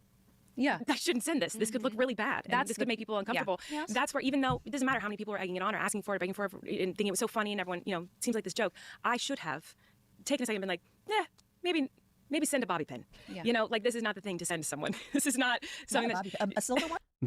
Then why did you not do that, though? Why did it take you so long to... Or a black one. She lost a psychological battle with a child. Yeah, Pimenta. Well, Bye, I think Cartoon, I usually miss you. black ones from Miranda. brown ones, Black. cute. Reds. Something Later. else, Colleen, that has come up and been discussed is the fact that you would participate in group chats with your fans, and there were minors in those chats, and there would be questions regarding their virginity and sex positions. Right. Inappropriate questions are being asked to underage people. What was going on? That's true. It's completely inappropriate. And I used to do this weekly question and answer thing with my audience. And that particular group chat was full of a bunch of different fans of all ages, but they were crass and funny and ridiculous. And they would, whenever I asked for questions for my channel, they would ask me questions like that. They would ask me questions. Kill yourself, actually. Kill yourself? Like, I'm confused. You're just admitting that you did it, but you were like, you don't understand. They ask me about these sexual positions. Then here's what you do, stupid fuck. You take your audience, you tailor the specific group chats for minors only, and you answer only age-appropriate questions. That's all you do. You ask and answer only age-appropriate questions. That chat needs to be expertly, expertly moderated at that point. And you're at this point, you were nearing or over your 30s. Like, you needed to be incredibly responsible, and you just weren't. Yeah, how about not talking to minors? It's not that hard. Yes, but I'm saying, like, listen, you know my rules, my stance on it. I don't like children on the internet. I don't like doing content on kids. If it involves a child, yes, unfortunately, sometimes that happens. But, like, I don't like doing, like, specific content on, like, ha ha ha, look at this kid, they should die. Like, you know what I mean? But, like, if you aren't going to concede and you want your children audience to be involved, then it should be an age-appropriate and age-only group chat. Because the other issue is that why are these minors even in these group chats? How do they get parental supervision to be there? Like, how do parents sign off on this? Like, this is a moment where most of the time, most parents aren't keeping an eye on their kids doing like tiny chat or whatever. Like, I grew up pretty unmoderated online. And so like it's not impossible for me to know that these kids were doing this with her. But it's just like, and especially with the chats too, there was no mods, there was nothing. It was just the creator and the other kids. Were none of them like Oh, what the fuck? No, but What were makes they? you think there was a moderator? That's not what I'm asking. Were any of them paid? Like, were they paid group chats? Like, you know what I mean? I don't think so. Because that's my thing. Like, if these were like paid group chats, it would be different. We won, Tusky. That's goddamn right. Go Birds! Fly, Eagles, fly on the road to victory. Thank you. Because that's my thing too. Like, if these were like paid group chats, it'd be different, right? If they're not paid, I have fucking 1,000 issues. What's the difference between paid and not paid? So if it was paid, I'd blame the parents a lot more. Because the parents are giving the kids money to get into these group chats. I still blame parents, if you want me to be honest. Same thing. They're paying, parents are paying for these kids to go see Miranda in shows. No, I understand that. I understand that. But a show is different than like a personal chat with a creator. Like, if I'm never having a child, but if I had a child, my child wouldn't be on the internet till like 10. At least 18, maybe at most. Because it's just like, I don't understand. I love how you have no idea what kids are in any. Like, I know what kids are. And I know 18? 10 or 18. What is that? It's a wide range. It's a wide range. Oh, my kid. I'm not having children, but if I ever had a kid, they'd have like a fucking flip phone that only called 3 numbers. You mean 15? I mean, sure, 15 too. I don't know. I wouldn't answer that. We're over the top, inappropriate. So when one of them, which this part of the conversation is now deleted, those parts of the conversations are deleted or gone or somehow, I don't know. But they're... When Falgi gets canceled, his apology better be an aria. Is insane. What did I say? I am sorry.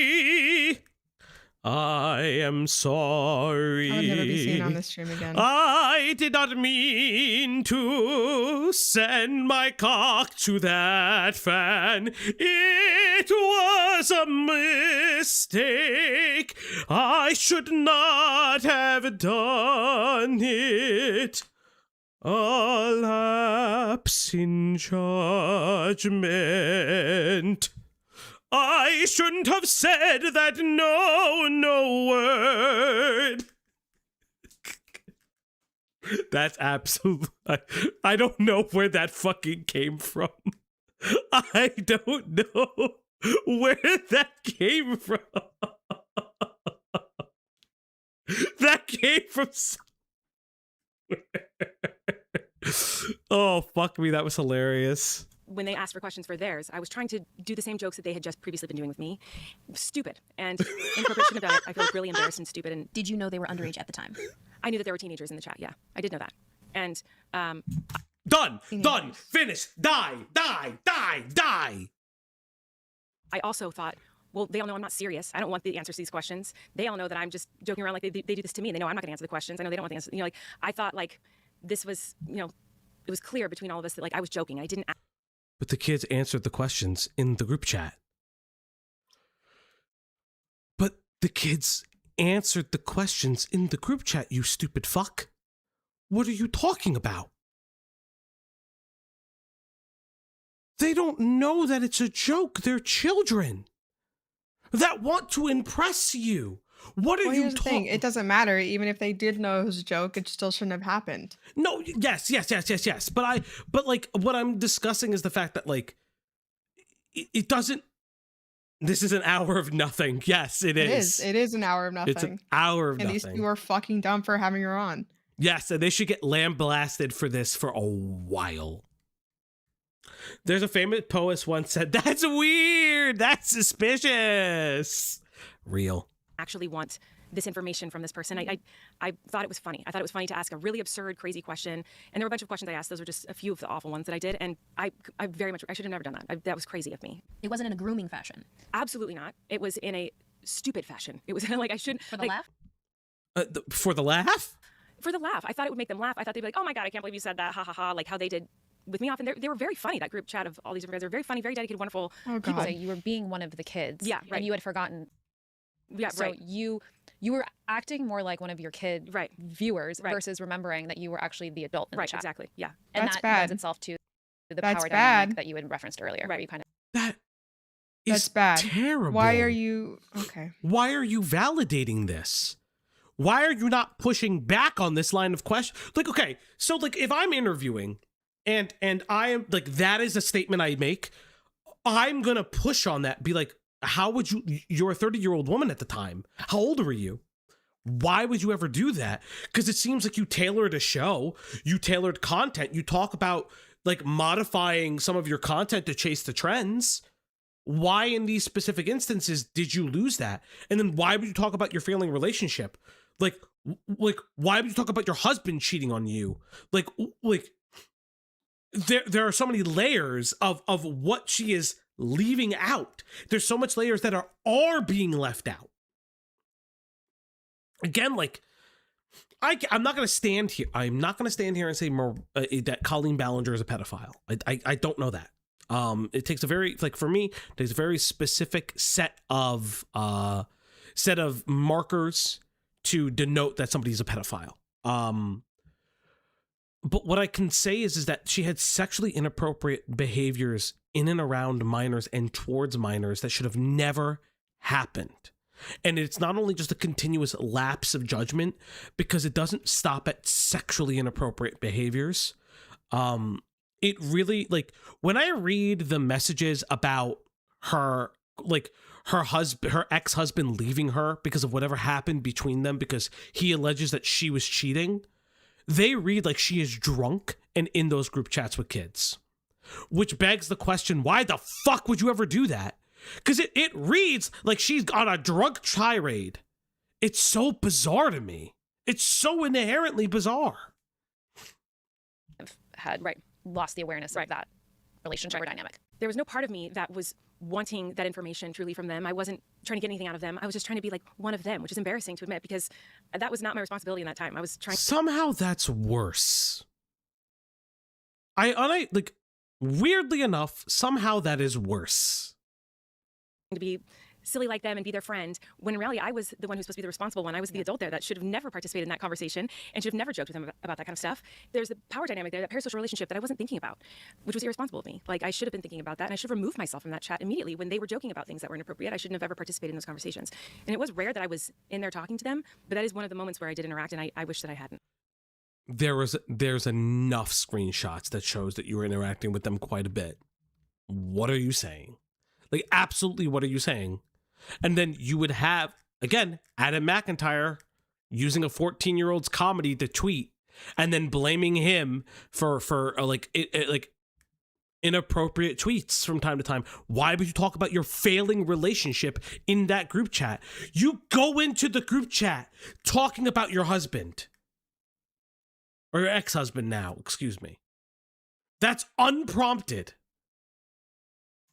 Let's talk about JoJo for a second. So we know JoJo. You know JoJo. You became friends with her when she was how old? I first met JoJo, I think she was 11. Wait, that's it?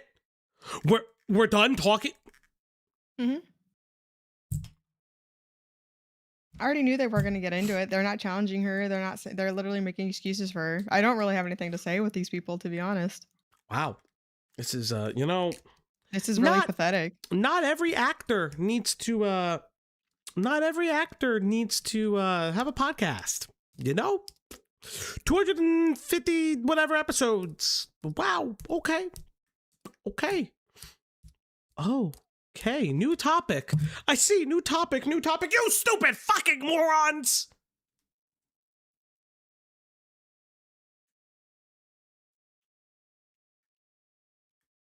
Met her and her mom for dinner because JoJo was a fan, and she and another girl from the Dance Mom show wanted to meet me, so I went to dinner with them. Some people will say that that was an inappropriate friendship for you two to develop since she was 11 and you were an adult. What thoughts, feelings? Yeah, I mean, I didn't look at it as a friendship at first. She was 11. Yeah. And I looked at it as a sweet young girl. I loved the show she was on, and she liked my videos and looked up to me, and she wanted to meet me. And to me, I wasn't looking at it as like... I'm not going to comment on their relationship, friendship shit, because I would be hypocritical. I mean, the stuff with JoJo's is really sad, but that's kind of where it's just, at least she's saying here that it wasn't, that she didn't see it in this type of way. But she would have JoJo on, and she would do the same weird jokes to JoJo.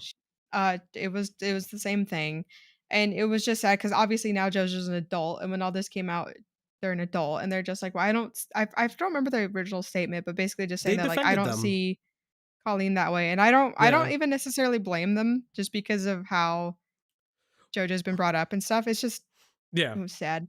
Well, it's also like if JoJo's mom is in the room. Okay, so let's look at it this way. If JoJo's mom is in the room, I don't know what to say at that point. Like if JoJo Siwa is never specifically alone with Colleen, basically, yeah, that's different. But if their mom is there, again, it's not like the children exist. Yeah. And again, she saw her as a fan. Okay, whatever. I just think the extra shit that happened, or like the videos that JoJo was doing with her is really weird. But like all the content she has that she was with kids is really fucking weird. The yoga video is weird. You know what? What I would like to see is a video specifically with JoJo Siwa, if that makes any sense. Because I would like to see one with her. No, it's Miranda. I can't fucking spell anymore. Sings. Okay, so what's a JoJo Siwa video? Okay, so because there are, so shocking interview with JoJo. They've been friends. I want to see one of the old, if I look up JoJo, because I want to see one of the oldest videos of them together. So 9 years ago, 8 years ago, 4, 3, 3, 5, 6. So let's do the 9 years ago video, okay? Let's see what this one is. Because I'm curious. Hey guys, it's me, Miranda, and today I'm with a really annoying girl named JoJo. I am not annoying! See how loud she talks? Annoying. So anyways, we've been wanting to make a video together for a really long time, and by we, I mean she has been bugging me nonstop. Every day. Calling me and texting me, telling me I have to do a video with her. She's from Dance Moms, and she also does a lot of other fun stuff. So since she's a dancer, and she's not a very good one, I thought I would teach her how to dance for you guys, and you can all learn a thing or two about me from dance. So first thing you have to do is make sure you have a lot of room to dance around it. Okay, we do. You gotta go in front of me so I can watch you dance. Okay, so I am literally just gonna skip and see if there's anything sexually appropriate. I'm just now realizing your shirt says milk all over it. You're not a fan, are you? Stop eating. Also, I'm just now. I mean, that was her merch. That's her merch. JoJo's mom is already written off. I think you forgot she was on Dance Moms, which was a show entirely based around yelling at children to get them to dance better so they could put on tight clothes and dance for adults. Axis. That's what I'm saying. That's like all her passion is just really sad. Yeah, Axis. The women in my dorm watch the Dance Moms religiously weekly. I unfortunately know what Dance Moms is. Like I none of this is particularly sexually provocative or inappropriate aside from that one. So like I can't, you know what I mean? Like I can't like it's the JoJo Siwa connection. I can't particularly shit on her for, because even JoJo is like, she was never inappropriate with me. It's bizarre, but how is that, and ironically, how is that any different from the multiple bizarre interactions that adult stars have with kid stars? It's something I just never like. It's something I just never enjoy. It's why I hate, like child actors. They need to be protected. For years, they weren't. Bro is so elderly, they had cable TV. They still have cable. What the fuck are you? I have cable today. What are you talking about? What do you mean, why? Well, I don't have cable anymore. But I mean, like, I had cable back in the day. Well, it's because the cheapest internet package at the time only came with cable. Yeah, but like, it does give, like Pimenta says, the Drake texts me every day vibe, where like Drake was in, like, Drake and Millie Bobby Brown. But like Drake, there was clearly some weird sexual inappropriateness. Currently, I don't see any. I'm not saying it didn't happen. I just find that just kind of going to the JoJo Siwa connection and not continuing the discussion on those group chats is very bizarre. Incredibly bizarre. Becoming best friends with her when I met her, it was just a sweet meeting. And then she's a hustler. You guys know JoJo. She immediately was like, well, I had a video called Colleen's Corner that I answer questions every week. So she did JoJo's Juice to do the same kind of, you know, she kind of looked at me as like a mentor, someone she looked up to. And, you know, I don't want to speak for JoJo, though. It feels weird talking about this without her here, but, you know, she can say this herself if she wants. But, you know, so over time we became friends because she was such a hustler. She'd want to collaborate. And so we'd get together and make videos together. Which was also very common for YouTubers and fellow people in the world to want to collaborate and get to know each other, feed off each other's videos. Right. So, yes, we became friends, but it always felt more like a family thing because I'm a big family person. Like, I love my family. I'm always with my family. I mean, listen, there's no evidence of Colleen being inappropriate to JoJo. There's no evidence of JoJo coming out and saying that. Well, like, there's, you know what I mean? So, like, as much as it may suck, there are times where people do mentor child actors and child stars. Am I saying that was always the tenor of their relationship? God only knows. But I can't just sit here and fake, like, you know what I mean? Like, because JoJo Siwa also had a team. So you'd have to imagine this went through two separate teams. As much as that sucks to say, JoJo had a talent agency. There are things to that. Family, we're always hanging out, we're always having family gatherings. And I think that, again, I don't want to speak for her, but, you know, she liked to come over to our family gatherings and hang out with my family where we'd be playing games and, you know, eating. Okay, that's a little weird. Yeah, okay, that's bizarre. That's bizarre. Okay, that's bizarre. Did her family? That's what I'm saying. That's what I'm saying. That I'm glad now she can say, like, oh, I didn't see this person as my friend, blah blah blah blah. But it doesn't negate the fact that all this happened as well. Yeah, that's a little weird. That's bizarre. I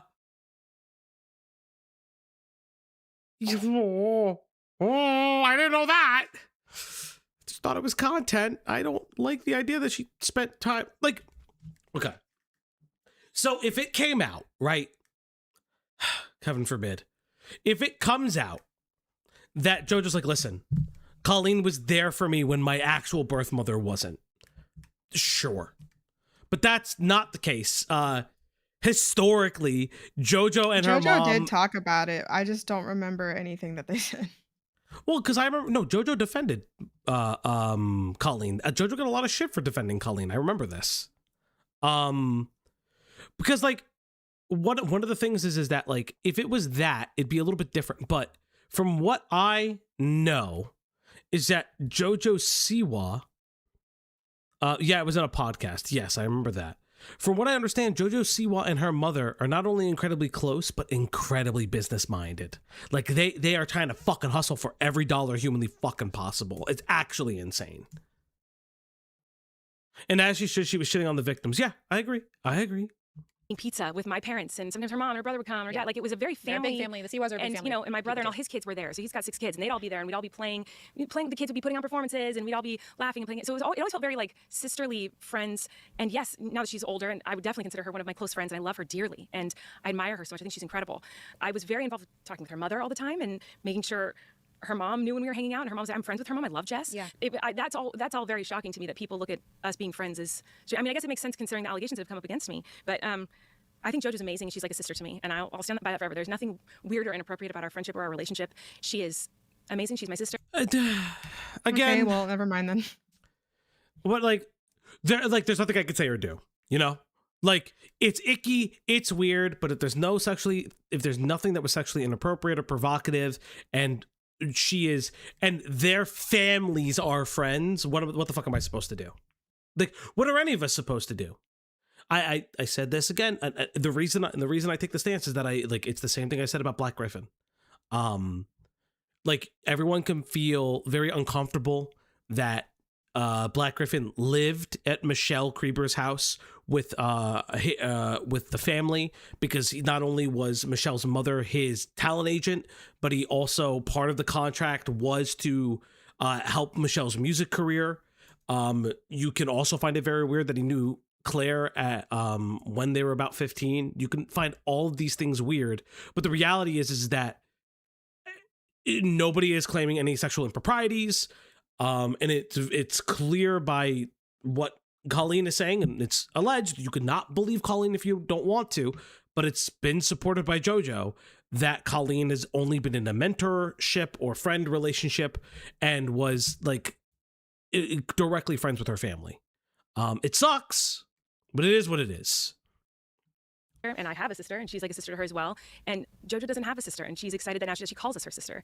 So yeah, that's insane. Raven and Miranda look like the standard lesbian couple that yells at the Trader Joe's manager when they run out of vegan cheese. Cloudy thoughts? Sure. It's never been a weird or inappropriate thing. Even though YouTube is a community of non-celebrity and celebrity people coming together and uploading videos, it has become an industry of its very own. Totally. Yes. And within an industry of entertainment, which is what YouTube is now, people are going to interact of all different backgrounds and all different ages. And there are so many YouTube kids that are not on YouTube because they're doing it themselves. They have their parents there with them. And we know Jess as well. We know the family. There will never, ever be a time where Jess is not aware of what JoJo is doing. Yeah. And I want to keep people aware that we really do have to be careful in how we throw stones at people when we don't know the entire story. When there is a culture within the entertainment industry that not a lot of people understand. So much has happened, and I can only imagine that having to absorb and internalize all just this, a lot of it must have made Yeah, you again, like, have to this feels like, hey, we're all friends with JoJo and we know her mom is always involved. Okay. Fair. I don't, like, if I'm being honest, the JoJo Siwa connection was never the point. The JoJo Siwa, like, if I'm being honest, that connection was not the point. Brushed over the tiny chats, brushed over the other stuff. Brushed over the inappropriateness of the yoga, because it wasn't a discussion of the yoga. And again, the content itself, she even says a lot of it was Miranda making really gross jokes that she didn't understand. Like, I don't... Yeah, exactly. change. I want to know about some of these changes you've gone through since the height of the controversy. Well, I'm much more anxious now, and I've been through so much therapy. And I also just think I go into kind of everything with a different perspective than I did before. I mean, when I responded to everything, I was really thinking about the whole situation from my perspective, obviously. Like, these people have shifted their opinion who were laughing with me, and now they're not. And instead of thinking about, like, well, why? I was like, that's not fair, you know, which was the wrong reaction. And so now I look at things a lot differently, just in general in life, you know. Even if I feel I have been wronged in any way or whatever, my go-to now isn't like, that person's wronged me. It's, what are they going through? Why did they say that? What's the root here? Because this is always the I got canceled playbook, which is like, now I'm more empathetic to other people. I'm more empathetic. Okay. Well, that's what it takes for a lot of people. They have to hit the wall before they think about others. And even this it's not really empathy. It is how I need to be more careful about how I'm perceived. Yeah. I just don't believe her. She copyrighted the song. Was it ever confirmed that that was her, or was that so? The only reason I'm asking is I remember at the time, the allegation was that she did it, and it was false, and nobody, like, I don't know if it was a false copyright strike or not, like if it was her management company or not. Not saying she did or didn't do it. I have no proof of either. You know what I mean? Like, I just don't have proof of it. With everything that I went through and everything that I was canceled for, I was so caught up in the things that weren't true, and, well, they're missing the context of this, and that was taken out of context there, and this was deleted from this, and, you know, I wanted to explain everything and prove She's stoic is insane. that I wasn't this horrible person, this monster. But, like, in my response, I kind of proved I was kind of like Dismissive. Yeah, dismissive. And so, you know, I've learned to take a beat and try to hear what people are actually saying, because yes, there's going to be all the noise, and even when you're just having a little tiff with your partner, they're going to say they're mad about things they're not really, and it's important to try to, like, sift through the crazy and get to, like, what's the root here? Why is this person hurt? Yeah. And how can I help them to feel better? And how can I explain this in the right way to help them feel safe and okay when they're not feeling good? Well, that mindset definitely comes with maturity. You know, that's something that we all have to learn. Yeah, where was the maturity about talking about sexual positions to minors, though? Raven, shut the fuck up, you stupid bitch, for like 5 seconds and think, right? Where is the maturity? You, like, did she gain empathy at 30? Like, come on. Fucking me and Avi made the same joke at the same time. Like, did she just, like, you don't just randomly, like, it's so inappropriate. It's, and like, you're like, oh, well, it's been years now. Maybe she realized how, maybe she realized how bad, like, but I don't understand. She was a creator on YouTube, already had kids. Right? She had kids, if I remember correctly, at the time when the cancellation started again. Like, I don't understand what you're saying. And even if she didn't have kids at the time, she's a long time creator, a Netflix show. You're telling me that she was just like, all of this was just a continued experience. In terms of your spouse, you cheated on him, gaslit him, and traumatized him. Yeah, it is very believably alleged that she was a consistent cheater on her former spouse. Something that I'm sure they won't talk about. They'll never talk about that, because when they talk about the Tiny Chat, they only talk about, oh, the sexual positions, not the inappropriate conversations about her life with minors, and using them specifically as like a sounding board for how shitty her life had become. Something that people aren't born with. That comes from trial and error. That comes from trauma. And that comes from a situation like what you have been through. Knowing that this lives online forever. How are you going to explain this to your children? That's part of the reason why I'm here now. You know, I kind of was at the mindset for so long, like, I just don't want to talk about it. I'm extremely non-confrontational, and I'm very anxious, and I will do absolutely anything to avoid a confrontation or avoid someone being upset with me, or to a fault. It's not something I love about myself. Okay. It's something that gets me in trouble. And so I don't want to continue to, you know, bring it up for people that they don't, you know, it might hurt them, or, you know, I just feel like, you know, people have said how they feel about me, and I'm just going to back away, because that's what I think that people at this point. It's kind of how I felt. Trial and error doesn't involve you being sexual towards children or talking about sexuality in and around kids. Like, Raven, what are you fucking talking about? This is not trial and error. It's continued story. This is continued documented behavior. To not say, take me in again. No. But you're coming back around to say, I know what I did. I know what I need to change. I'm changing. You don't have to love me. You don't have to like me. Right. but you recognize what happened, and that takes a lot of fucking courage. I obviously wish I could go back and do everything differently. And She doesn't recognize anything that she doesn't recognize anything. No. It's the And way. even with this, I'm not really sure what she expects to gain from this because I don't think I guess I don't really know who her audience is now. It's the people that love her family channel. Like, okay. We're going to delete that. No, we're not doing that. Do not call for people to have CPS called on them. Do not do that. If I see that again, you're banned. Unironically. Because there is no evidence that she abused her own children. Do not instigate that. Don't even make fucking jokes about that. Like, you don't fucking make jokes about that. If I see it again, you're banned. Unironically. You'll get a day off. Don't do that. Like you do not understand the amount of torture that puts on like actual people. Also, that CPS is a completely underfunded fucking group. Like, don't do that. So please don't make that joke. It also doesn't matter. It's too late. All this happened years ago. Sure, but also that's not something we joke about.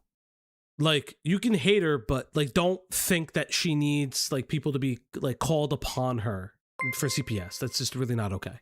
Mosfet, thank you for becoming a member. Became a member. Thank you, brother. But coming back to the point, like, unfortunately, this is more for her career and more for her to get her name back out there. This is not for victims. They get whatever they got. But that's pretty much it. That's just it. my reactions to this whole situation, I feel terrible that I made anyone feel anything other than happy and safe in our little community online. That's all I ever wanted, and I feel so terrible that I disappointed so many people. And I'm genuine. Can't even talk. You're okay. Take a beat. Stressed. Okay, here comes the performative cry at the 54-minute mark.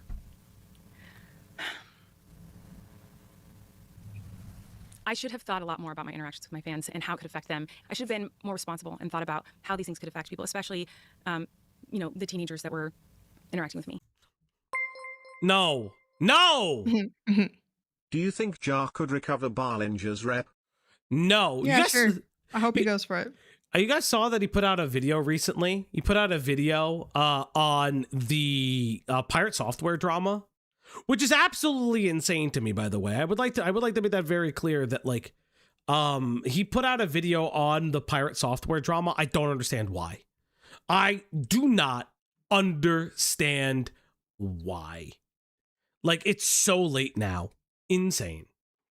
And I'm so now, in hindsight, grateful and proud of these people for coming forward and saying, hey, this is not okay behavior. Because even though I know that I never wanted to hurt anyone and my intentions and my desires were nothing negative in my interactions with these people, that needed to be said. They needed to say, hey, this isn't okay. Because there are people out there who they do have the intentions to hurt them. And they need to be able to say, this isn't okay, and I'm not standing for this, and my heart was in the right place. It doesn't matter if people felt uncomfortable. I'm proud of them for saying, this wasn't okay and this made me uncomfortable, or this is not an okay thing to joke about, or whatever. That needed to happen. And I hope that anyone interacting with anyone online, whether it be a celebrity or a new friend or anyone, goes into it with that caution up of what are these person's intentions, and assuming they're negative going into it, I feel is a good thing to protect them from real predators who actually do want to hurt them. I'd be curious to know your thoughts on what you think your spirit is here to learn, because what you've had to endure is a big learning lesson. I hate white women.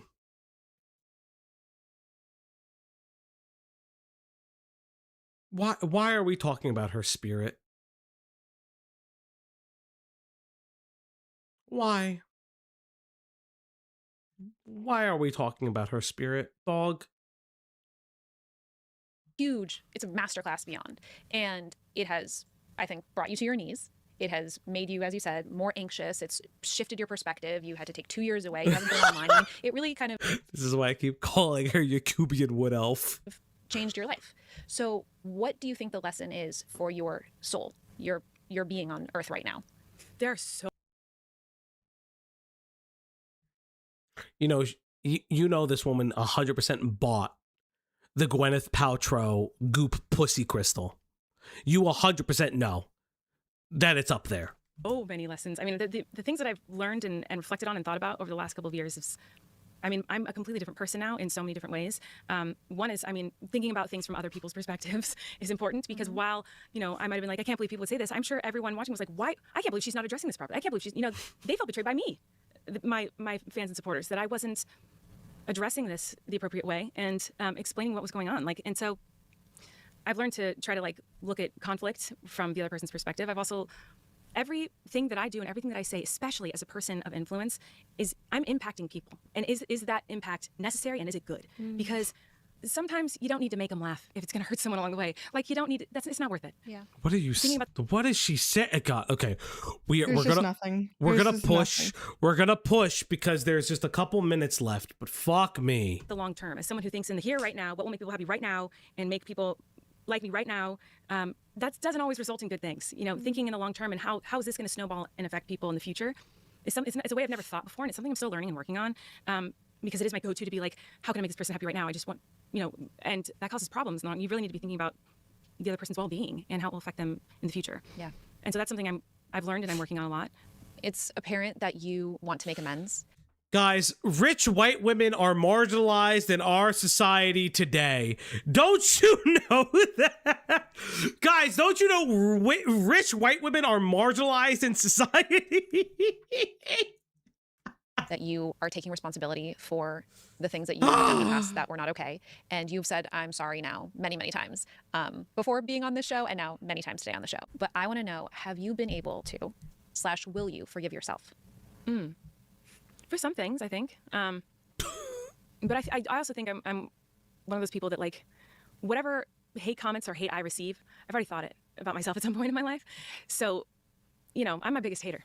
They ain't got nothing on me. So like, it's hard for me to have grace with myself and forgiveness. And I think that's why it's taking me so long to even say anything is I'm just like, oh, okay. But you kept posting. You kept making family content. You didn't disappear. You just went on your less popular channel. Yeah, she already apologized to her audience before. That's all this is. Yeah, this just sounds like you're ramping up to return to Miranda. That's like, because you haven't really gone away. It legitimately just sounds like you're ramping up to go back to Miranda, which, okay, sure. But why do we have to be okay with that? I'm glad my crash out is validated. Yes, Mahi, your crash out is validated. Thank you so much for the 2. But like, my whole thing is like, I don't need this fucking pony show for you to return to Miranda. Fucking return then. If you feel like you have apologized enough, then just return. Like, I don't understand. Like what is the point? I don't like this smoke and mirror show. I think that it's pointless. It's performative. It's just all woe is me coded. And I don't understand the point of it. It just makes you look more weak-willed. It makes you look more susceptible. For the Morrowind players in chat, this white lady gives in user vibes. Thank you. I don't know what that means, but thank you. I've never played Morrowind. I'm not a big fan of those things. But yeah, it feels like she's about to plug something. Just back away because I just, you know, and that's one of the things I've learned in the last 2 years is so much of my self-worth was based in the validation from my fans and making sure I was being entertaining and I was giving them what they wanted and that was who I was as a person. So when that was taken away, I was like, then I'm nothing. So that was a really hard lesson for me to learn, to find peace and happiness and validation and be okay with myself with that not there, because you can't put your entire person and your whole validation in like what. Ma'am, you had Child kids. group chat. Ma'am, you had kids. You had kids. Yes, that's Cloudy says. Child group chat. Others think of you, and that's what I was doing with my fans. I wasn't anything without that. Do you remember earlier when I asked you what your lesson was for your soul? That to me is actually the answer. That cyanide, actual cyanide. Like, yeah, these two are really awful. Actual cyanide. Holy shit! You know that lesson for your soul? That's it. You know, I know I'm just speaking, and I'm talking just like this, but your soul, That's what matters. The person that you are, because you've struggled with The answer for your soul is reincarnation is insane. Jesus Christ. your worth, because you've struggled with your confidence. It's like when you have those questions of, Oh am my I God, worthy she's enough to crying. be here? If you're in this industry and you show weakness, that will be eaten alive because people prey on that. No! And I think your soul's No! journey here is to learn that you're worthy and to really find peace in yourself and love yourself, because I tell you, Well, it's brutal. I'm still working on that one. I know. I think like, you know, this is not a woe is me thing at all. But like there's, with everything that happened, I was about to do a Broadway show, another Broadway show, and I was writing my next book. And I was in the middle of a big tour, and everything was one by one like plucked from me. Everything that I'd been working on and worked for decades. That's what always me when you talk about that. I just want to highlight something. Also, you had a Broadway show. You had a book. You have agents. You have lawyers. All of these things should have been handled when you would go into these group chats, these inappropriate settings. And your shows should have been approved. You know, it's gone, and it sucked. But like honestly, like what really struck me was who am I without this validation from these people? So it took me a while to wake up and not be disappointed. You know, like but like I definitely worked really hard to get there and realized one day like, oh, I'm not getting any validation from any audience, and I'm okay. Like, and obviously I have the most important things in the world to me, which is my children and my family, and that's all that I need. And that's where I'm at now. I think I need to get to that point before coming out and saying anything, because I need to have everything that I need before I you need this make sure this is because I'm just want to clear the air and say my side of things without any like expectations or, you know. Or ukulele. Or ukulele. God, fuck that ukulele. Can I say that word? You can say that word. Thank you so much, Colleen, for coming and bearing your soul and being honest and addressing that was it? The concerns of others. Thank you. Thanks for having me, and thanks for chatting with me. Yeah. Thanks, everybody. Thank you. Do you want to touch on what she's doing now? No one gives a shit what I'm doing. Who cares? They'll come, they find me. Just say it so we can have it. Yeah, like, well, you can find me at follow me on Instagram. Oh my God. Thank you all so much for listening to today's episode. I want to take a moment to thank you guys, our community, for being here with us. We are so grateful for all of you.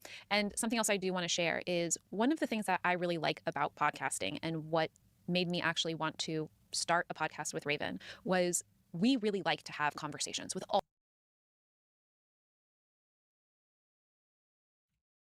Don't care. I don't. Don't care. So that was the end of the podcast. They're just gonna fucking fillet themselves for a couple minutes, asking her if she forgives herself before she even properly apologized to her victims is crazy work. Let's be clear. If a grown man had sent little girl underwear in the mail, we would not be doing this. It was such a gray area at the time nonsense. We'd be calling him what he is. Yeah, a pervert. Yeah. Y'all, as a queer woman for being an unapologetic predator and ask her if she's forgiven herself, as yet to make any actual reparations, much less take any accountability? Question mark, question mark, question mark, question mark. So chat! How do we feel? Hidden Tent to wrap up. We will not be doing Hidden stuff I don't tonight. even know who that is. Sorry. We will not be doing the Heaton Mitsuru stuff. I thank you for that's one of the ACC fucks. Oh, absolutely not. Jesus yeah. Christ. You want to talk about Heaton or ACC fucking right after we're talking about like a predator? Yeah, I don't feel any alleged. I don't feel any desire to talk also, about who Heaton. the fuck is that? Which one is that? What did they? I know one of you can tell me. It's the weird that means eldritch. It's the I know weird one of eldritch you deer can lady. tell me in one sentence what they did. Swept for predators. Okay, that doesn't narrow it down. That's what they did. But yes, chat. That is the end of our stream. I want to thank Cloudy so much for coming out. Maybe she'll be here tomorrow. I don't know. I don't know what I'm streaming tomorrow. I didn't plan on a stream for tomorrow, but I do want to stream for tomorrow. But that's pretty much the end of the stream. Go fuck yourselves, everybody involved. I think you will see a statement by these two sooner. So this came out 3 days ago. Did they have like a? Do you guys have like a? They have an Instagram. Let's see. So they have an Instagram. Did they ever make a statement? I wonder. Oh, I can't see. I don't have an Instagram, chat. So I can't see if they've made a statement. They probably should have. What are they called? It's tea time? It's tea time. Yes, they are getting called out continually and constantly. I'm curious if they made any public statements on the matter. Because listen, Drake Bell is a little bit more well received despite his wrongs. And again, it does create a lot. They didn't make any statements when they had Drake Bell. So here's the thing, right? Drake is a hard topic. Again, because it's someone who did abuse people who was abused. Like, so it's that is always going to be a hard statement.